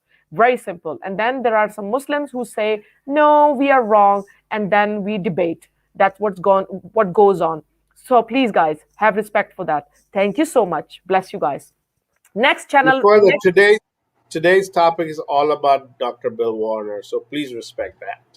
So Fauji Serial, first of all, welcome. And what do you have to say about today's live? Hey guys, I'm in a long time, I've been trying, but I don't know if you remember, I was probably your second caller when you first went all live online, that kind of stuff. I remember. Yeah, and you want to be anonymous for a reason. You spoke about it. So yes, I remember. I remember you, Fauji. Yeah. Yeah. Motex. Yes, How sir. are you? How are you doing, I'm sir? excellent, sir. How about yourself? I am great, fabulous. Thank you. totally missed Bill Warner live, but I know where he comes from. I've seen quite a few of his videos. Still haven't had the chance to read any of his books, but I will. That's my plan. In Shah Science. We here's what we need to do with Dr. Bill Warner. We need to grab his data, not only his slides. We actually need to grab his data and plot the attacks against humanity carried out by our beloved ex-religion, and use what happened in the 20th century. We take all the terrorist attacks and plot them exactly the way Dr. Bill Warner has done. I don't know if he showed some slides today in today's No, he did not. show. Right, all right, yeah, but there are his videos out there where you can see his slides and see the way he plots his data. Because I'm a numbers guy, I'm good at that. I would love to do that. So if you guys can request on on our behalf or this platform's behalf, if he can give us his data and if he would like to share this, and we would love to take this, take this cause into the future. That's the only thing that I have to add for today's show. I would at least recommend you to read his books, to get his books. I mean, one of the data that you can, to start with, you can get is from his books, because he probably has a lot of info in his books. Yeah. For the serial, first of all, I remember you, and I meant to talk to you also. Please take down my email address that Amina just put on the screen. But with the same on the same token. Oh, well, by the way, my email address would be on the screen pretty soon. Okay. With Dr. Bill Warner, look, we have to understand he is at a certain age of his life. He cannot be so active. If you saw his stream day before yesterday on Ghalib Kamal's channel, he gave us a clear plan. He said, look, you guys need to grow. You guys need to get united. You guys need to be a force. You guys need to be an army. Only an army can encounter an army. Individual or live stream can never encounter an army. And that is a big word of wisdom for me as far as I'm concerned. So we are trying to get united, at least from my side. I'm not sure about Amina in Denmark and Europe, but at least on the United States side, I would like all the former Muslims to come under one umbrella. I don't care whoever that is, but I would like to collect all the data in a CD format, like he suggested the other day. If you look at Ghalib Kamal's channel, he talk about this plan in detail. So we're gonna have all the names, the addresses, phone numbers, and all the details under a CD. We cannot put it on YouTube or any other social media because it will be hacked right away. So we need to get united. We need to have a solid voice. When we vote, I don't want to see that area representative who told me 2 years ago, how many votes, Mo, you got? And I said, 22. And he was like, no, I got 10,000 Muslims in one voting block. You understand what I'm saying? This is the power of voting block. I know 1 out of every 4 Muslims in the United States is a secret ex-Muslim, a secret former Muslim. They cannot come out, but at least they could share the data with somebody they trust, not me or anybody. At least they could trust Dr. Warner, so he could actually compile a data. I would love to volunteer my services, and that's why I'm coming with my face, and that's why I'm giving my email out to everybody. So please get united behind somebody who can represent your voices in the political arena of the United States. And I would like to extend the same courtesy and the same idea to Amina as well, that she'll be our future Danish politicians, a former Muslim. So yes, we got the power. Yep. Anything else, Mr. Fauji? Excellent. Yeah, excellent idea, Mo. A few concerns I would like to voice. Yes, we should unite. We should have a database, but without addresses or phone numbers or actual phone numbers. It's fine. It's fine.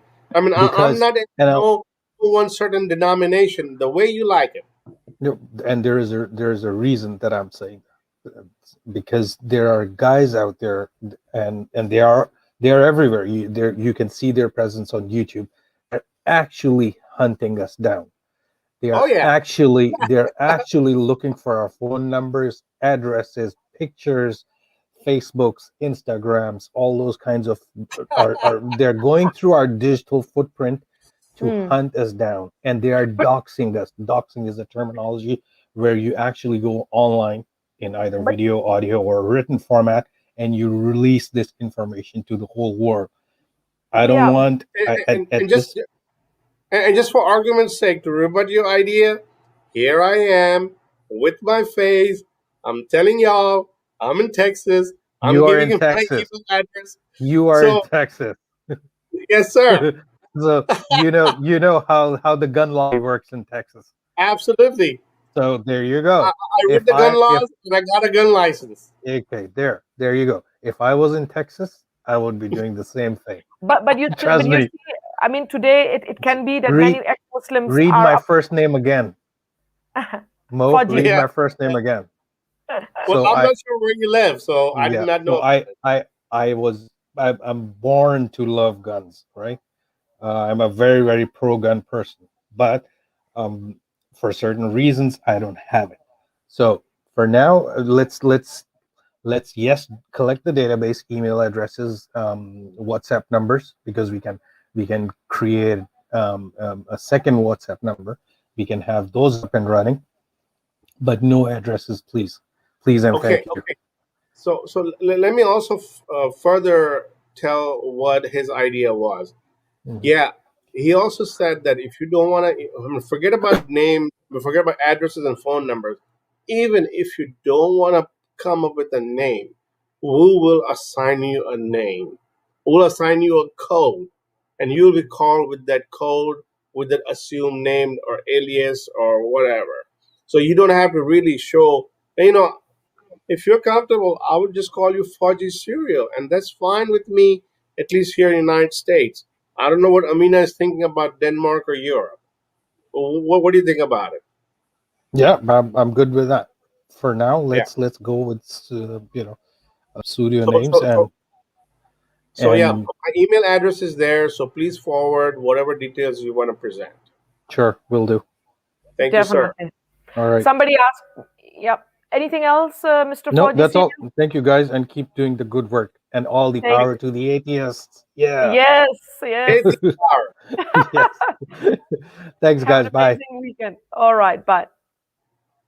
Somebody asked how long I'm going to be on. Approximately, I think, half an hour to 1 hour. Let's see how it goes, but not more than that. Okay, just for today, it's not going to be that long. We have next, who is Jenny Sweden. Hello, Jenny. How are you? Hello. Can you hear me? Yes, I can. We can. So I'm here backstage, but now Mo took my whole part what I wanted to talk about. Yeah. First, thank you, because I love Bill Warner and also Robert Spencer and everybody who is behind, And I've been listening a lot of things he's talking about. And just the special thing right now with the group, to be more grouping, to get one. Yes, get under united. one umbrella, because they are moving fast. Even in Europe, I don't know what's happening in America, but I know in Europe we are more full here.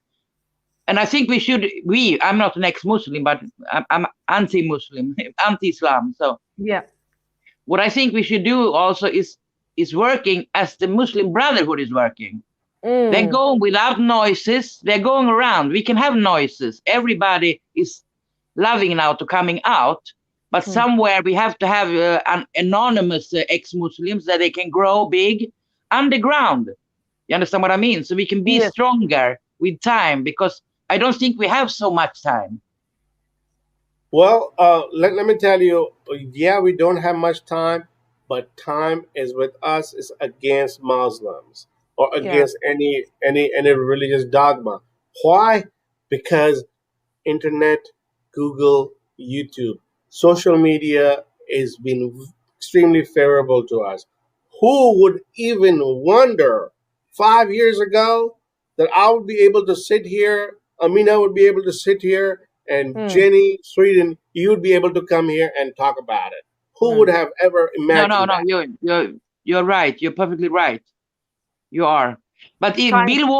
Bill Warner said one day when I was listening to him that he's 80 years old and the only thing he wants to do right now is to get this group ready before he Yes. die. And I Hmm. feel like it's something we could honor him with to make this big group to fight this thing. Yeah, Yes. and I really wish him a long, long life. Yeah, He of is course, great. of course. Yeah. So Definitely. And time is changing. As he also mentioned that there are some group of people working in Europe very quietly. So maybe, I haven't even heard about it, and I'm living in Denmark. no, not even me, no. And he mentioned certain thing that is going on in Spain and here and there in France, and we don't know about it. So maybe they are doing something. Mm. You can say anti-Islam people are doing something we don't know about, which is a good thing in a way that I just found out. Then, and if Bill Warner is saying that something is going on, then maybe something else is going on as well, which we don't know about, which may be something good. So we shouldn't get nervous so fast. And again, Jenny, we could have been nervous if we didn't have internet, because then they could have gotten away with so many things, these Hizbul Tahrir and Brotherhood and so forth. But because internet is out there, we can read their program, we can read who they are, we can study them, we can Yeah. get knowledge about Islam. This is how I found, when I started Googling about Islam, what is Islam, what am I following, what is my religion, I started, not finding one thing, not two, three. It was like it was falling on my head. Yeah, So yeah, many yeah. informations, they came to me, and I, at the end, got really sad, because I found out that whatever I had believed in was a lie. And it comes like with a big hit, and I know that there are people out there who say I'm crazy, I'm a bad person, but when they will start their journey, because I was one of them, I was like them, I couldn't understand why somebody could be so hard on Islam, but I'm so sorry to say, but that's a fact. When their Yeah. journey is going to start, they're going to realize, but they have to start their journey when the time comes, and internet is the way to show them, give them knowledge. YouTubing, like me, like Haris Sultan and Ghalib Kamal, they are the ones who gonna inform these people that this is how Islam is, and that will be the reason why many Muslims will leave Islam. Maybe not so much my generation, but like our next generation, the kids and their kids, they're gonna Yeah, start yeah, leaving yeah, Islam, yeah. because internet and technology will grow so much that, and the lifestyle will change so much, that I don't think that these children will want limitations and live in a fear of what God will do to them or not. Yeah, yeah. Because 6 hours ago, he had up Bill. He had up something about censorship, that he's getting censored everywhere. Yes. That's why I'm a little bit afraid, that everybody's coming out and are happy now, but maybe they're going to start to track them down and censor everybody. That's it. Well, Jenny, let me tell you that he has been censored so many times. He had been censored out of Google. He has been taken out of YouTube. He has been taken out of Facebook. He has been even warned and been taken out by MasterCard. You name Yeah. it. But the guy stood there fast. He was there holding his ground and fighting all that. So these are the people who are now actually transferring that responsibility to guys like us, you, Yeah. me, and Amina. And Yeah. he is having a great expectation out of us. And we are the ones who are going to carry. He has already gave us a groundwork. He already laid the groundwork for us to get united, to get together. Y'all in Europe, we guys in the United States, we'll get there. I'm not thinking it's a matter of when, it's a matter of if, it's a matter of when. So Yeah. so I'm pretty confident that our movement. I mean, just look. I've been a former Muslim for about 20 years. 20 years ago, there was nothing, absolutely nothing. Mm. Today, you look, there are so many. Even 5 years ago, how many? Just put yourself in 5 years ago shoes Yeah. and see what you see in 2016. There was absolute darkness. Today, you may see 50 plus former Muslim channels. That Yeah. tells a lot. I think So also this, this COVID make it bigger because yeah. people had time online. This COVID this year, I think it grow even more, or I don't know. Well, Jenny Sweden, I would love to hear what your comments are about today's Bill Stream show. And if you don't have, I would really No, I was welcome you to talking come about to the our bill. I was show. talking about the bill show today when I was talking Right, now. right. So it was So about you're bill I was talking. right, So and you are more than welcome to join us again. We have yeah, English Stream every Friday. Please subscribe and hit that I know, like I button, know. and also on the like button, hit the all button on the very top. I Thank you so know. much. Thank you, Thank you. Jenny. Thank you Thank very you so much, much. Amina and Mo. Thank you very much for tonight. Thank you. Thank you so much, sir or ma'am. All right, that was Jenny. Let me see who's next. We have Isha. Hello, Isha, and welcome. How are you? Unmute yourself, please. Yes. There's a little bit too much noise. And can you tell me how much the time I have? You, Well, I we mean, have, you have for a question if you want to ask something or say something. There is and I would appreciate if it's related to Bill Warner, please.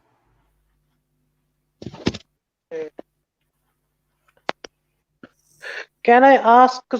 Can I ask or something about ex-Muslims? just one question then. If it's not regarding Bill Warner, then a quick question. Yes. Okay, I want to say that Islam haters or others dogmatic and radical religious ideologies and religious politicians and people are trying to get cash the ex-Muslims movement. I don't get your point here. What do you mean? I mean that I want to say that most of the other religions are taking advantage from ex-Muslims movement and saying that Islam is wrong, but they do not want to accept that they have also the wrong things in their own religion. Well, what But the I would difference is, say, but listen, the difference is the reason that I talk about Islam and not talk about Hinduism or Christianity and so forth. Listen, there are flaws in every religion, no doubt about that. There are things in them, but they have changed, they have reformed. Christianity has changed with time, they have evolved. Hinduism has changed a lot through time. There were things that Hindus used to do, they don't do it today. They have changed. They don't want to go back to the same ways, and they are still trying to change. But when you look at Islam, my dear friend, Islam is not changing. They actually want to go back to the same system that was there 1400 years ago.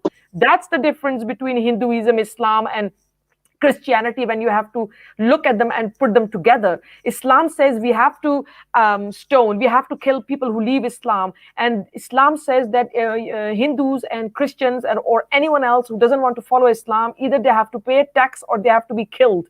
So that's the problem with Islam, my dear friend. That's the difference, and that's Okay, why yeah. I want to say that I am not saying that Islam is good. I just want to say that Sure. non-Muslim religious people when come to ex-Muslim platforms. So when ex-Muslims criticize non-Islamic ideologies, maybe let it say communism or other any religion. So the followers of that ideologies criticize ex-Muslims in very large numbers. well, in my opinion, those who come with the dogma or religious belief to ex-Muslim channels or former Muslim channels are the people who think, okay, Mo denounces religion, Amina may have denounced her religion. These people are up for grabs. We are not up for grabs. We are humans, first of all, and we believe highly and strongly in humanity. We don't believe in no dogma, no religious. So all of y'all who's got some religious belief, save your breaths. And we would never succumb to such a belief, whether it would be Abrahamic or non-Abrahamic religions. Does it what answers your question, sir?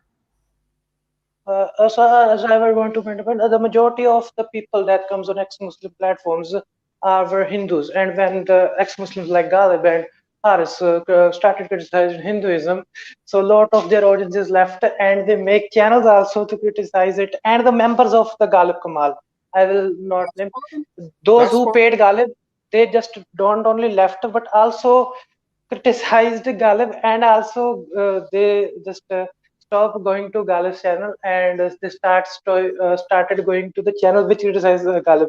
So I want to say that if you are criticizing Islam, lots of other religious radical apologists, dogmatic people will come on your platforms that ex-Muslims need to be aware. My point is this. Okay. Yes, yes. Thank you so much. I understand you. Thank you so much for your questions. Thank you. The connection is going up and down. Oh my goodness. But listen, as I said to you guys before, I know that there are people maybe who wants to promote their religion. I don't see it like that. To be honest, for some, I even when they started talking about Hinduism or anything, I didn't even get it. I just knew that people are talking about their religion. They're saying that how nice it is. For me, that was not kind of a promotion. It was just like they were sharing their thoughts about their religion, how that is. And I never saw it as somebody promoting it, to be honest, until somebody said that to me. Straight up, I will say that. So if they come and they speak about their religion, no problem. But as Mo said, definitely, I'm not one of those who gonna go and take any other religion like Christianity for that sake. Like many has asked me, are you gonna take Christianity? No, I'm not. Probably there are things in every religion that, I mean, minus Islam, that there are some things, that cultural thing that I maybe like, but I'm not, it doesn't mean that I'm going to follow a religion like that. So that's there's a difference. But I'm still going to have a debate on Wednesday. We're going to talk about Hinduism. We're going to have a good chat. We're going to have a good talk, and nobody's going to fight. And I'm going to listen what you guys have to say. So it's still going to happen. So it's not going to go away. I'm not a person who gets scared so fast. Then that is said, I would like to have my mind on my channel. How are you, my dear friend? Amina, before you take the caller, there's an interesting saying that goes in Texas, like from frying pan to fryer. I don't know if you understand what it means. We would not leave Islam to get into another religion. In other words, we won't get into from the frying pan to the fryer. Go ahead, my mind, lovely friend. Go ahead. Yes, yes. First of Hello. all, hello. First of all, I would like to say thank you. And yeah, the caller, the back caller, I agree with his some points. Yes, sometimes there is a misuse, but that's not the always case, because I always say, I will say Islam salsa. Sorry, due to my workplace. You mean salsa? You said salsa? Amina got it. Yeah, yeah. Okay. Okay. All right. So salsa has exceptional in that case, and I will keep endorsing it, because before a few weeks back I was not that much think that way, but now I think that way. If all the dogmatic religion can reform, why not salsa? Salsa has to be think about that. So okay, yeah, that salsa has to change the ingredients, right? Some ingredients. I mean, I agree with that. That I You're not agree. too strong. Exactly. Exactly. Too much water after salsa, you know. Because the whole West, we can see the Christianity is there, and people are developing, people are evolving, people are generating. Everything is happening. And again, other Indic religion, I would say, definitely still there is a lot of change required. But we also need to see that how much change they did course of the years, and there is no need of movement of X to change that. It happened inside.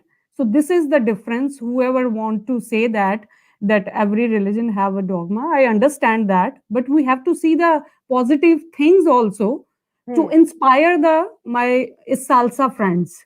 It can help them. So everybody no need to be X. to stay in this world.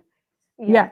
It should not be the one option that you have to be X, then you're gonna be live without this dogma. You can be live without this by staying inside. So you have to change this. You have to change this. Yes.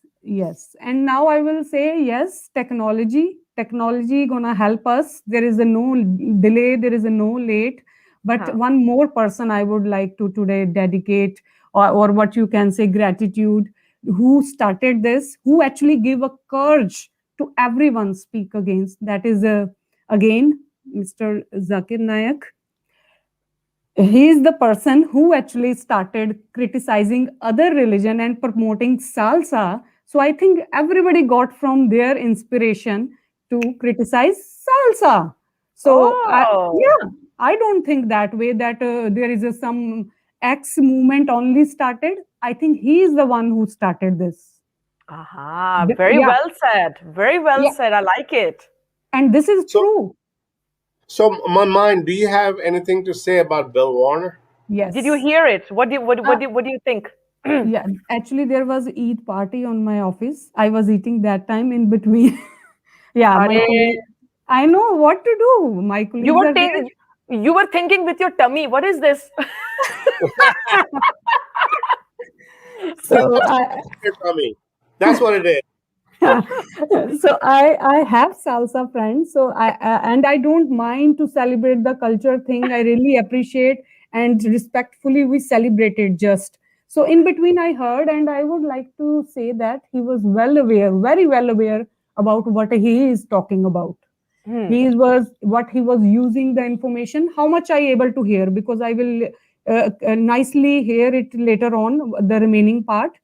And again, I would like to, as much as I am getting to know more about salsa and the ingredient of salsa, I am getting more worry about the women rights inside. Where is the rights? There is no right. My mind, let me tell you, there are different kind of salsas. There is a Mexican salsa, obviously, but there's an Indian salsa too. There is a Pakistani salsa. So there are all kind of salsas and flavors, hot, medium, mild. But they're all hot. They're all hot mode. That's the problem. Exactly. But my main concern is the two things which already reached to the West. Last time even I talked to you, Amina, that centers are fully going on.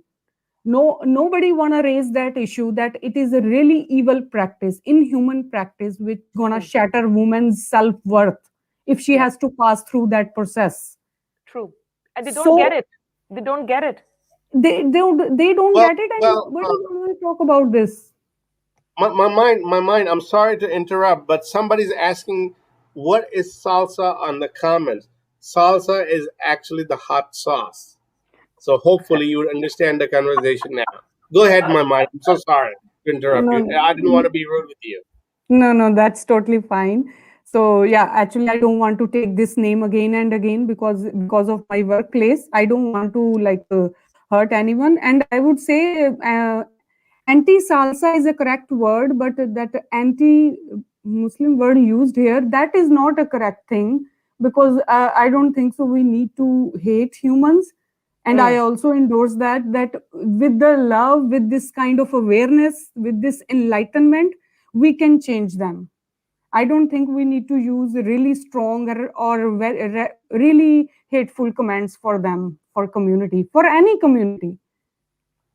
Well, at least from my side. So the other thing, last question. Yes. Yeah. Yes. Go ahead. Yeah, go ahead. No, ask. Last question. Yeah. So last question, I just wondering, I heard a lot of time, I don't know from out of which context this came, that salsa followers do not discriminate each other in their community. But I don't think so. It's a true. Yeah. Why not? They do discriminate. No. Let me ask you, why you don't think they don't discriminate each other? What? I'm not sure. I heard this statement a lot of time from lot of platform, especially from atheist groups. Okay. So yeah, so I don't think it's true. They also discriminate. I think discrimination is a part of every society. It can be a form different, like in our culture it's a completely different form, and other cultures it may be the name is different, but discrimination is there. I don't think so. Yes. This is true statement that the salsa is a unity, sign of unity, or No, no, no, no.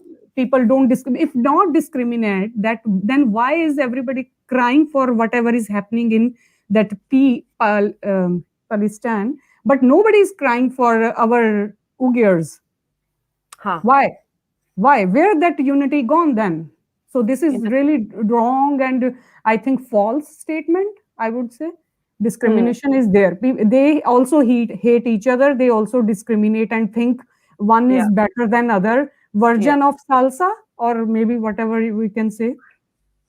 Yeah, that's true, but that's true. That's why, I mean, very shortly, I would just say something regarding that. If you remember, I had the theme, I had the date, I spoke about Hizbul Tahrir, and it was in Urdu. I think it was in Urdu. I didn't do it in English. I'm going to do it in English as well. The thing is, they went to Syria to talk with those group of people who wants to have Khalifat. I'm not going to say their name. Those radical people, and those radical group in Syria actually killed the Hizbul Tahrir who went there to speak with them to have Khalifat together, because the group of people who are in Syria who want Khalifat do not agree with the Khalifat form Hizbul Tahrir want. So basically, even though these both groups want Khalifat, the one killed the other one because they disagree. I mean, really, wow. Can you imagine one killing the other one because they don't like the idea of Khalifat? I mean, they're different in Khalifat. It is ridiculous. So it's in not that a sense, discrimination? of course it is. I mean, they hate each other. I mean, can you imagine a Muslim killing another Muslim because they don't agree upon which kind of a Khalifa they should have? Like, are you out of your mind? So you see, so they don't have unity between themselves. I mean, they're busy telling us how fabulous Islam is, but they kill each other in the name of Islam themselves. They don't even know what kind of Khalifa they should have. Yeah. Well, before my mind leaves, I got a option by Woman Empowerment by Uzma Khan. And she says, salsa is a form of dance too, which we all know. I also do salsa off and on. What Zakir Naik does when he lies. That's a good one. It's a very, very intelligent and interesting comment. Thank you, Uzma Khan. Thank you so much. But yeah, so what do you have to say about salsa on that? No, actually, I will conclude here. Yes, I love to salsa dance, but at the same time, sauce also with the tacos and cheese and capsicum, everything in microwave, 3-4 minutes. That's salsa only. And last, I will conclude here. Definitely, you should actually call others from other religions or other culture people to at least tell the salsa followers what was bad in our religion and how or when we changed it or how we are changing it. It can inspire them. There is nothing bad. Yeah. There is nothing bad in that.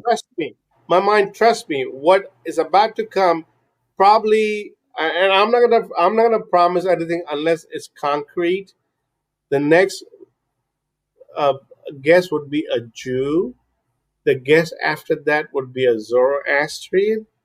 And the guest after that would be another former Muslim, very highly educated. So there are a lot of surprises. I just don't want to say it because it's not concrete. We don't have a date. We don't have time. Yeah. I don't want to go. I don't want to hold the carriage before the horse. If you know what I'm trying to say. So I would rather take it slowly, lightly. Amina is there. Amina is not going anywhere, nor do I, nor anybody else. So we will have a series of guests. Just stay tuned each month. That is a promise coming right from here. Thank you. Thank you so much. And every month. Every month, y'all would have something new and even better. How Thank you about that? so much. It's really appreciate, and I would like to say more. You bring actually a academic sense of version on these streams by taking Thank an you. initiative of these kind of things, calling guest speakers and all that. Because I know that because I am also kind of doing this kind of thing, making presentation for youths and my youth to aware them. So I know how much it impact when someone specifically who is well aware talk about the topic or Thank you share so much.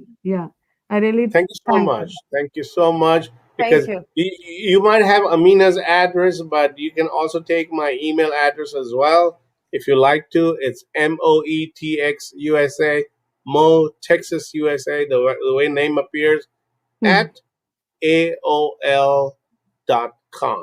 Sure. Thank you so much. Thank I you so will much, definitely. Mama. Yeah. Thank you. Thank you, Amina. Thank you for taking me in short notice. Thank you. You're so welcome. You're so welcome. Bye. Well, I don't All think right. nobody ever commented on my mug today. Here I got the mug with the hearts. What happened to all the people? And here you got one too. Yeah, I have one other one that is really dashing, but that I'm gonna show next time. Let's see. Let's No, see. I'm gonna wait for the right. Hey, Then I'll hold you for that. yeah, I'm gonna show it when the time comes because then it will be very dashing. I mean, I don't even have to say something, and people will be like, oh. So let's have some Can't fun wait then. to see it. Can't wait to Yes. see that. We have next, and that is XYZ. Hello, XYZ. How are Hello, you? I'm doing very good. Thank you, Amina, and thank you, Mo. I don't think you recognize me. I spoke to you Yes, sir. earlier. I recognize you. I recognize you, XYZ. Don't even think that I would recognize the people. Oh my God. Okay, you recognize me. Thank you very much. Yes, sir. Okay. So speaking about Bill Warner, I have been following him. I don't know, 7 years, 6 years. I don't remember. That was my first introduction to social media religions going on. He introduced me. And what I like, one line, if I always remember him, as long as so 51% of the topics in Sirah, Hadith, and Quran is about Kafirs. So Kafirs have to read this book. This is our book, not the Muslims' book, because we are referred more in the book than the Muslims, actually, I would say. Absolutely. Okay. Absolutely. So that said, second thing I would say is he also mentioned about that is an interesting discussion that until about Abdul Malik, the coins never had the any inscription about Islam or Muslim or Prophet Muhammad or Allah, anything about that. It was all Byzantine Christianity, and as you said, or maybe Bill Warner clarified, it is the three forms of Christianity, and it was one of these without the belief in Trinity, which existed. That said, that is very interesting. And Muawiyah was a Christian. I don't know. I mean, this is very interesting. He is fighting war with Ali and establishing his son Yazid. I mean, and he is a Christian. It is so unbelievable. I mean, if you just believe in the inscription. But one question is like if you see the narrative as in Quran, which is actually a book about the life of Prophet Muhammad, I would say. It would say like Zainab and the way Allah is talking to him, the way he died from Arota, like consuming lamb. It is like a life of Prophet Muhammad. So I don't think he's just a fiction of imagination. I think he was a real figure. I mean, who is he? I don't know. He just mentioned 4 times. Amina's favorite word, I know 4 times in Quran. So which whether it's a real name, his real name is never revealed also. It is a title. But if you read the story in Quran, it looks like a narrative. There is a real character. I mean, there is something like he like his narration is there. And one thing like I would like to ask is like for example in chapter 4, Allah is saying not to worship idols. So that means he is not Hanifa Ibrahim, right? He is not a perfect monotheist because Allah is telling in chapter 4 that don't worship idols. So that means he's worshipping idols, right? So he's not that Hanifa Ibrahim, the perfect monotheist, right? So that is where I come to my reflection on what Bill Warner is saying, that Prophet Muhammad may be some another character, but he is a character. Okay, one thing I would like to ask a dummy question. Yeah. Wait. Hold on right there, because you already asked 4 kind of questions within one narrative. Okay, let me try to remember all of them. The first, you said he said Dr. Bill Waters said he mentioned, or the Quran mentioned 51% of the times kafir. Here's the thing, guys. Remember, from here on, make a commitment from today on, all those former Muslims, all those who are against the agenda of political Islam, that there is a word also in the English dictionary that's called kafirophobia. Kafirophobia. Whenever Islamists or Muslims attack us, we have to attack them back with kafirophobia. That's number one. Your second was you said so many things, and I sometimes feel like I'm also 80 years old, just like Bill Warner. But you also said about Muslims that okay, they have a political agenda. Guys, try to understand. Here's the real deal. It's not about Islam. If it was for a religion, it's okay. Everybody is entitled to promote his or her own religion. But here, the religion mixes, intermingles, like Zakir Naik says, intermingle. Okay, so it intermingles with political agenda. I'm against the agenda of the doctrination of Islam, but I'm also against the political agenda. Religions and politics don't mix. It's like oil and water, if you see what I'm saying. Oil and water never mixes. So it's the same thing. A secular society must be free of all dogma. Unfortunately, a lot of the countries, a lot of the nations, they mix political agenda with religious agenda, and the result you see. I don't have to tell you about those 57 countries, even about Israel, what's happening today, because the religion got mixed with Islam or with politics. That's why in today's world, Palestinians, and my heart goes out, don't take me wrong, my heart goes out, but my heart also goes out for Israelis. None of this would have happened had had Muslims didn't have the Islam, and had Israelis also did not have Judaism. You see what happens with Judaism and Islam mixed together. This is what we see. What we see today in Israel, and Palestinians are getting the brunt of it. I feel for Muslims, but I also feel for religion. I also feel for Judaism and for the religion, for both. They have to abandon their dogma. They have to abandon their religion. If Judaism wasn't there, if Islam wasn't there, do you think XYZ? Let me ask you, do you think there will be a conflict today? Hello? XYZ, it's your turn. Yes, I do agree. Yes, I perfectly agree. Yeah, Mo cannot be wrong. Yes. So my question is, do you see there would be a conflict if Judaism and Islam wasn't there in Israel today? The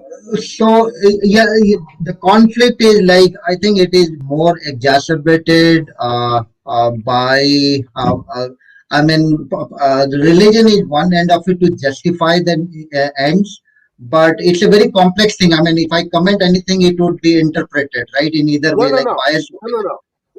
Let me tell you, it's very simple. Because somebody 1400 years ago said Jews and Christians are like monkeys and pigs, or pigs and monkeys. I don't know the sequence. Okay? Had he not said that, do you think there would be a conflict Or if Moses have not said you are the chosen people, would there be a conflict? Yes, yes. So it's like a self-fulfilling criteria, right? So if you have said like one sect of people is my enemy, it keeps on in your head for all the years, and your action basically declares them as an enemy, and they revert back. And I think that conflict gets like exacerbated. I mean, it's called self-fulfilling prophecy. I don't want to interrupt. I don't want to interrupt, but people are getting confused whether it's a topic about Israel and Palestine. We're going to pick it up one day, but today is not the day. It is specifically about Bill Warner, or if there is something regarding a topic like Hadith, very short, one question and then finish. Because if it's not about Bill Warner, then one small question and then, next. Because there is somebody who's waiting. Yeah. But more you would, Bill Warner. But Mo, you would agree that the word Jerusalem is not there. It is actually, I have read it, I have to find my references, but what I had read that as per, if you read slowly by Quran, then actually the Jerusalem belongs to Jews actually, justifyingly belongs to Jew. And Al-Aqsa Mosque never existed when Prophet Muhammad was doing Miraj actually. That was destructed. I mean, but they say, but you have to answer this counter one. Their apologetics, they say, okay, the mosque was not there, but the remains was there, and that is what the Prophet Muhammad ascended to from. Can you please answer that second part, which Muslims justify? XYZ, I respect your question, and I agree with you wholeheartedly. But what Amina just said, so please send me that question, and if you can include your phone number, I would love to talk with you. If it takes all night, all day long. But Amina just mentioned, and I mentioned it before many, many times, today's stream is about Bill Warner. The topic, that's why it was, but we'll pick it up one day. Definitely, it's a very good topic. Why is there so much focus on Palestine and Israel? Why is it so much that people talk about what happens in Israel, but they don't talk about 50 girls who got killed in a school, for example, in Afghanistan? So that is something very interesting which we should pick up. So that is a very good theme. I'm going to pick it up one of these Fridays so you can see it. All right. And XYZ, please email me at MoTextUSA as right away. I will Instagram you. I will email you. Sure. Thank you very much. And I would love to talk to you if you include your phone number in there. Yes. Thank you very much. Thank you, sir. Thank you so much. And please come back, and please don't forget to hit the like button, and also tell your friends, family, neighbors, strangers on a bus stand, whatever, at a sugarcane stand or a juice bar or ice cream place. Tell them Amina Sardar is the best former Muslim channel out there. Thank you. Yes. Thank you very much. Thank you, Amina. Bye. Thank you for coming. And have a nice weekend. Amina, let me tell you something. The way I extend this invitation for everybody for ice cream and cakes and juice and whatever, I don't think I have that kind of money in my pocket anymore, because they would turn into billions. So, I have any idea on that? Yes, I have. Listen, I'm a person you don't have to give ice cream to. For example, give me a coffee and I'm the happiest person without milk. Hallelujah. Happy. I'm a simple person. Beside me, I'm pretty sure that there are other people who won't want an ice cream, would like to have a cup of tea and cup of coffee. So it's not about that. I think what they will appreciate more than just an ice cream is your company, our company, and me enjoying their company. So that is something I would be very, very happy to enjoy, to be honest. It is fun. We speak about, ice cream and all that. One small cup of coffee, it's like more than enough, or a cup of tea, or just a glass of water for that sake. So that is, and to have good company and speak well and have fun, that is something more valuable than anything in the world, for me at least. Yes, sir. Yes, ma'am. And to all those people, the disclaimer here about ice cream is, if you are in my area, I would definitely do it. But if you are not, by the time ice cream gets you, it will be melted. Yeah. And guys, everyone who has given compliment to me and to Mo for our dress up and all that, the way we are dressed up. Thank you so much for your sweet and kind comments that I'm looking at. I can't just write to everyone, but I'm trying to do it. So thank you guys. And this look that I have, it is almost the way I go when I'm going for a lecture or when I'm politically active. This is how I dress up. This is, and when I'm on my YouTube channel, normally with you guys, that is very casual. Then I'm just me, very relaxed, nothing political, nothing like that, completely, relaxed. I mean, I'm also relaxed when I'm going out and doing the political job, but I have to have a certain, dress code. But on my platform with you guys, I'm more like, dressed the way I want to be. Sometimes I can do it like this, but I don't want to do it because I feel like I'm talking to my friends. So I'm more in my comfort clothings. Yeah. So just so you guys know. Mina, let me tell you that I told you that at the beginning of the stream, at the initiation, you look really, really good. Actually, you look really presentable. And this attire that we have today, both of us on, is for our former people. Actually, I actually go to work like this sometimes, a lot of times, and I'm sure Amina is saying that too. But remember, guys, whenever we bring a guest, try to understand this analogy. Whenever we bring the guest, it's like a guest coming to our home for dinner. And when we greet him or her, it's like having a guest in our living room, in our dining room. We don't want ill-mannered, bad-mannered kids around. We would hide them away. Because you have to think about it. Yeah, because first impression is last impression, and the impression of yours, they should not have something bad. Yeah.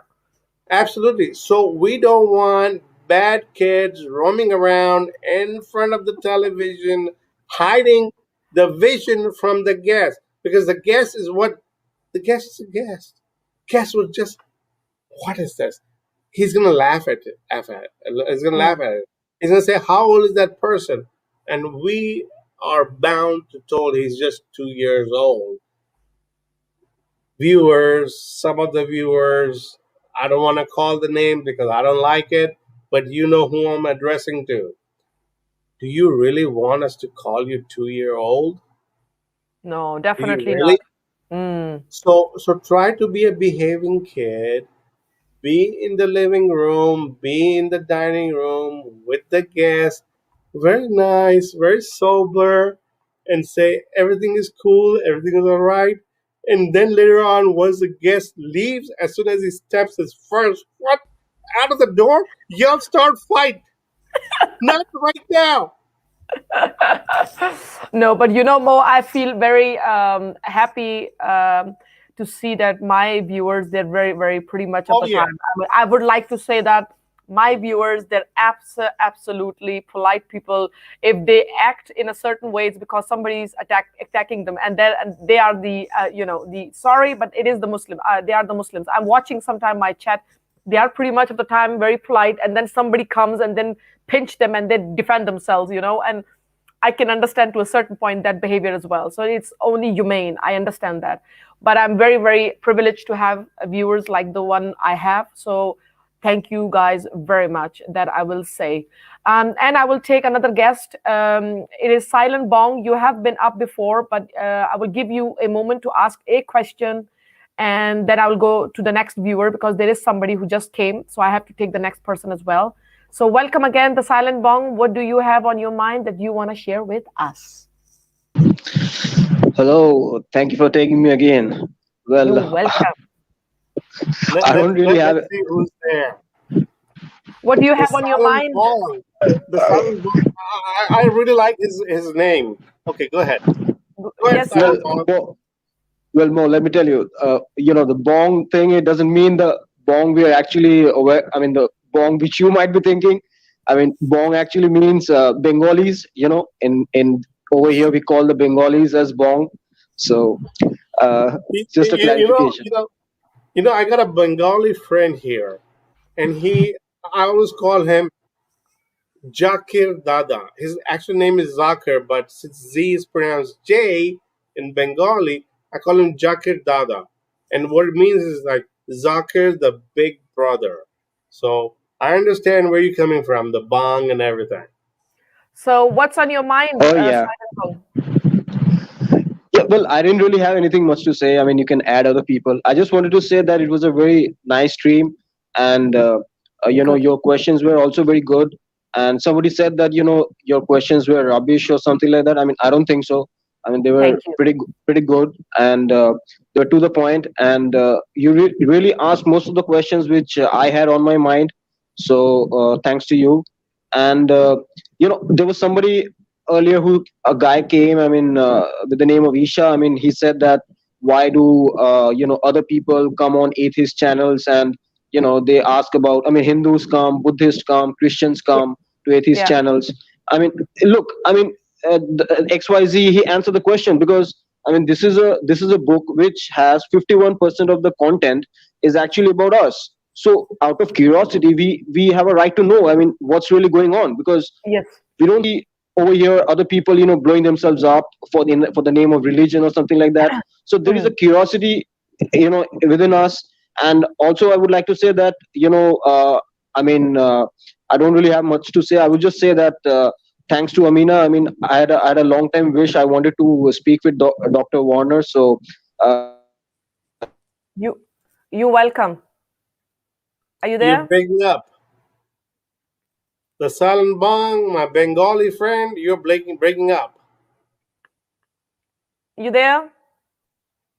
Are you still there, the Silent Bang? You're unmuted, sir. Yeah. You're unmuted. Yeah, actually, net issues. Yeah, I just said that you're doing a great job. Thanks to Amina and thanks to Mo, I really got the opportunity to speak with Dr. Warner. So thanks to both of you guys again. Keep doing the good job. Thank you. Thank you for coming. Thank you for supporting. Thank you so much, the Silent Blog. And I would also tell you, you can reach Amina at her channel. You can also reach me at Mo Texas USA.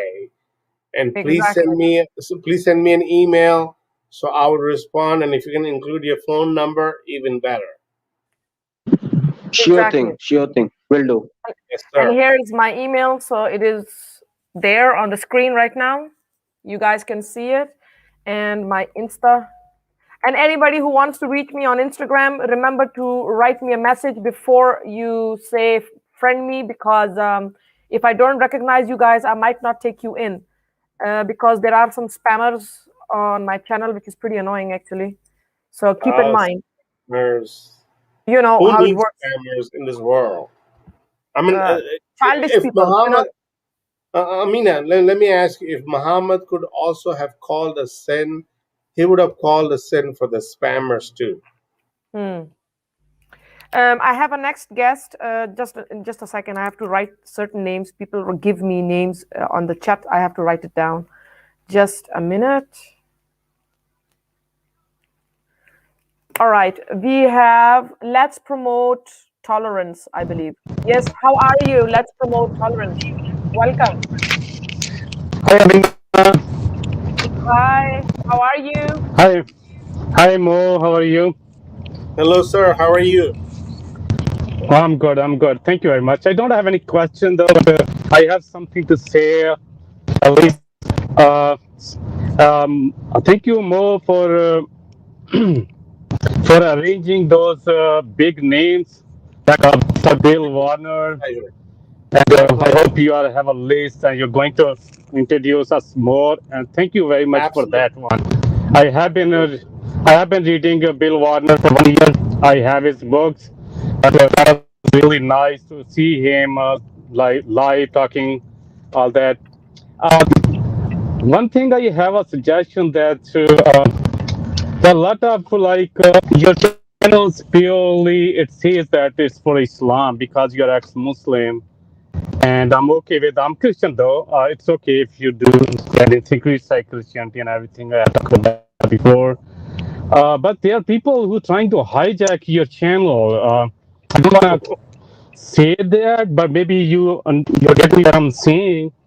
it What happens do you with the mean by channels hijack? What also. do you mean by wait? What do you mean by hijacking my channel?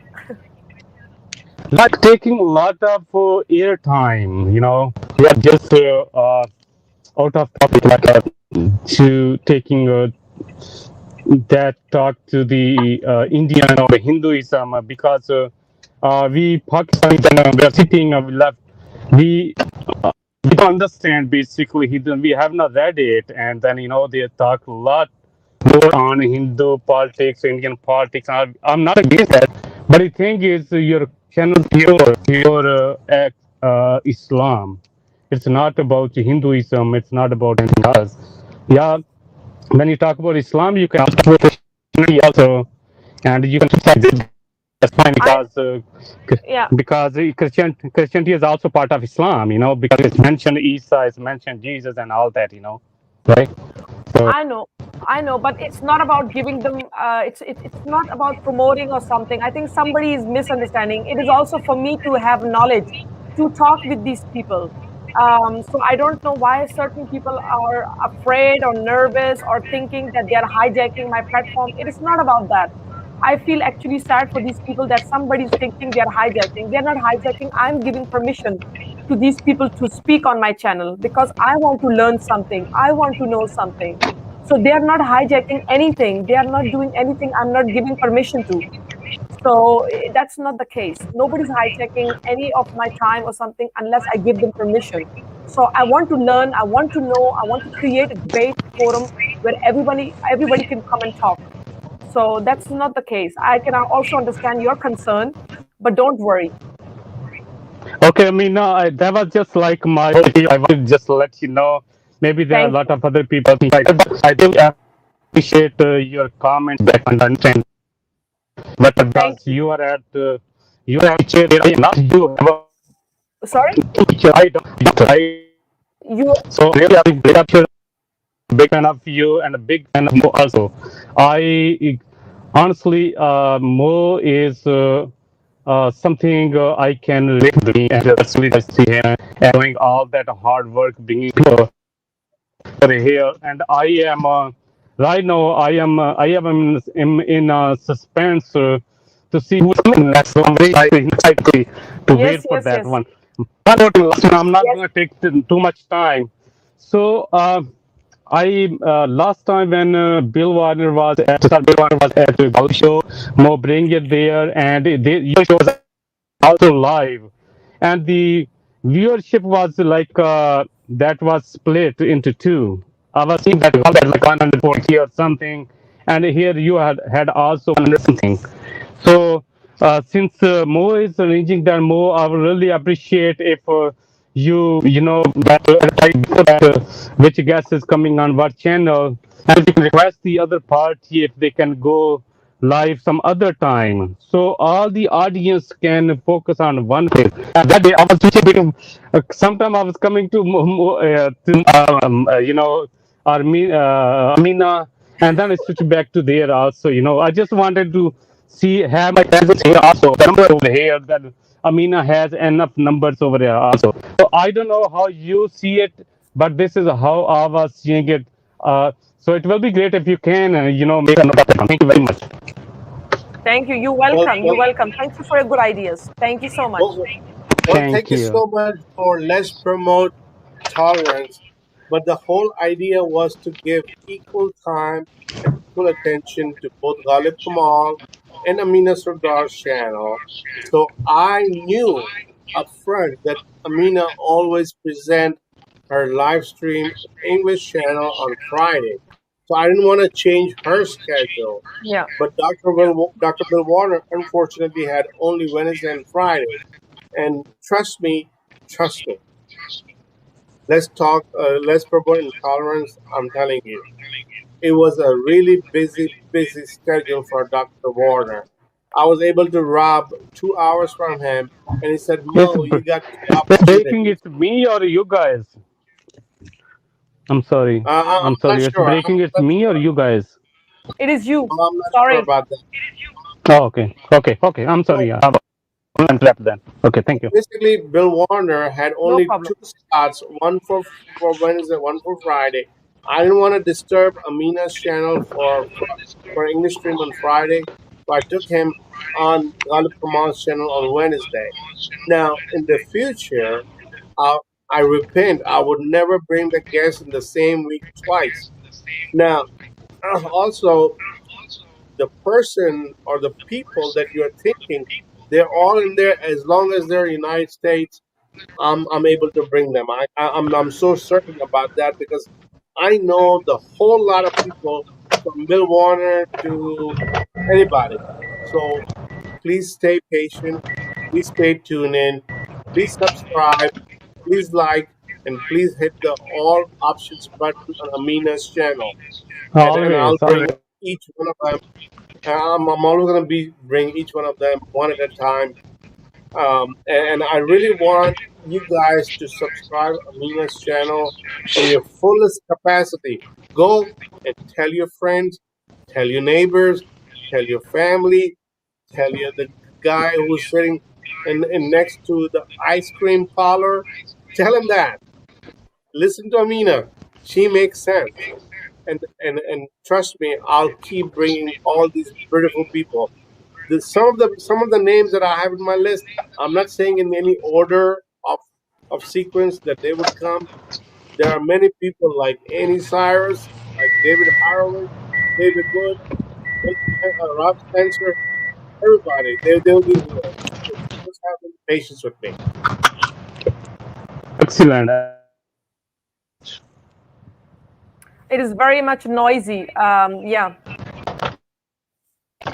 Anyway, but So thank you very much. You can take somebody else. Thank you very much. All right. Thank you. Thank you. Too much noise. Oh my goodness. But thank you for coming. Let's promote tolerance. I could not agree more with that name. The reason I'm not giving link, I can see you, Durga, you're asking for the link, but I'm gonna end the live for today. It's specific reason behind it, so that's why I'm doing it. Yes, so remember to like if somebody hasn't liked the video, the live program. And there will be a guest coming soon as well, one I had already on my channel, which is Martin Henriksen. Probably he's going to come, and he's maybe going to come in the last week of May or in the beginning of June, that I can say already. He has said yes for coming, so he's going to come. And Mo, you haven't met him, you have not asked him anything, so I'm going to choose a specific topic that I think he should focus on, so there will be no confusion like what to talk about, what are we talking about. So yeah, so that will be the theme next time, probably next Friday or the Friday after. Probably Martin's gonna come.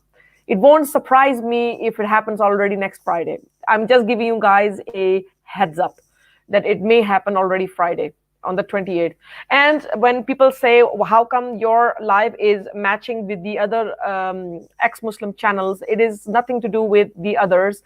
If they go live and I go live and they cross mine, I can't stop it, because Friday is the only time I consider to be reasonable, because it goes into the weekend and people can be late up and talk.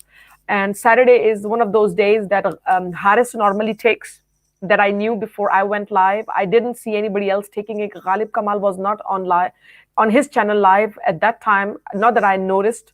That's why Friday I took it as my day. And if it clashes into Ghalib, I'm sorry guys, very, very much. Then you guys have to decide where to go, because Mahalij also goes live suddenly that day. So I cannot control that. I will go live like I always do, 8 o'clock. And I will only go early if my guest is saying that they want to go early, and it will be 2 hours before. But otherwise, it won't change. The timing will never change. It is always same time, 8 o'clock p.m. Danish time, like I always do. And Wednesday is same, 5 p.m. like I always do, the Urdu channel on Wednesdays. Always the same. It will almost, you can say guaranteed, it will never change, because it is already 5 p.m. So that will not change, and it will not go for 10 hours. There will be no marathon on a Wednesday. It will always be 3 to 4 hours, guys, and not more than that. And today is an exception that I'm ending already now. Normally, I would run it for 5-6 hours. But today I have to finish it. I have something to do, and I'm having some guests tomorrow, so I have to look some sort of decent tomorrow morning. So yeah, that is my reason. But you guys have been fabulous. Thank you for supporting. Thank you, Mo, for the guest that you provided for my channel, for us viewers, for me. Much appreciated. And I'll keep in touch with you, Mo. As soon as I shut down with this channel in a moment, I'll call you or I'll contact you to talk about something. So again, guys, I'll see you guys on Wednesday. Wednesday is Urdu.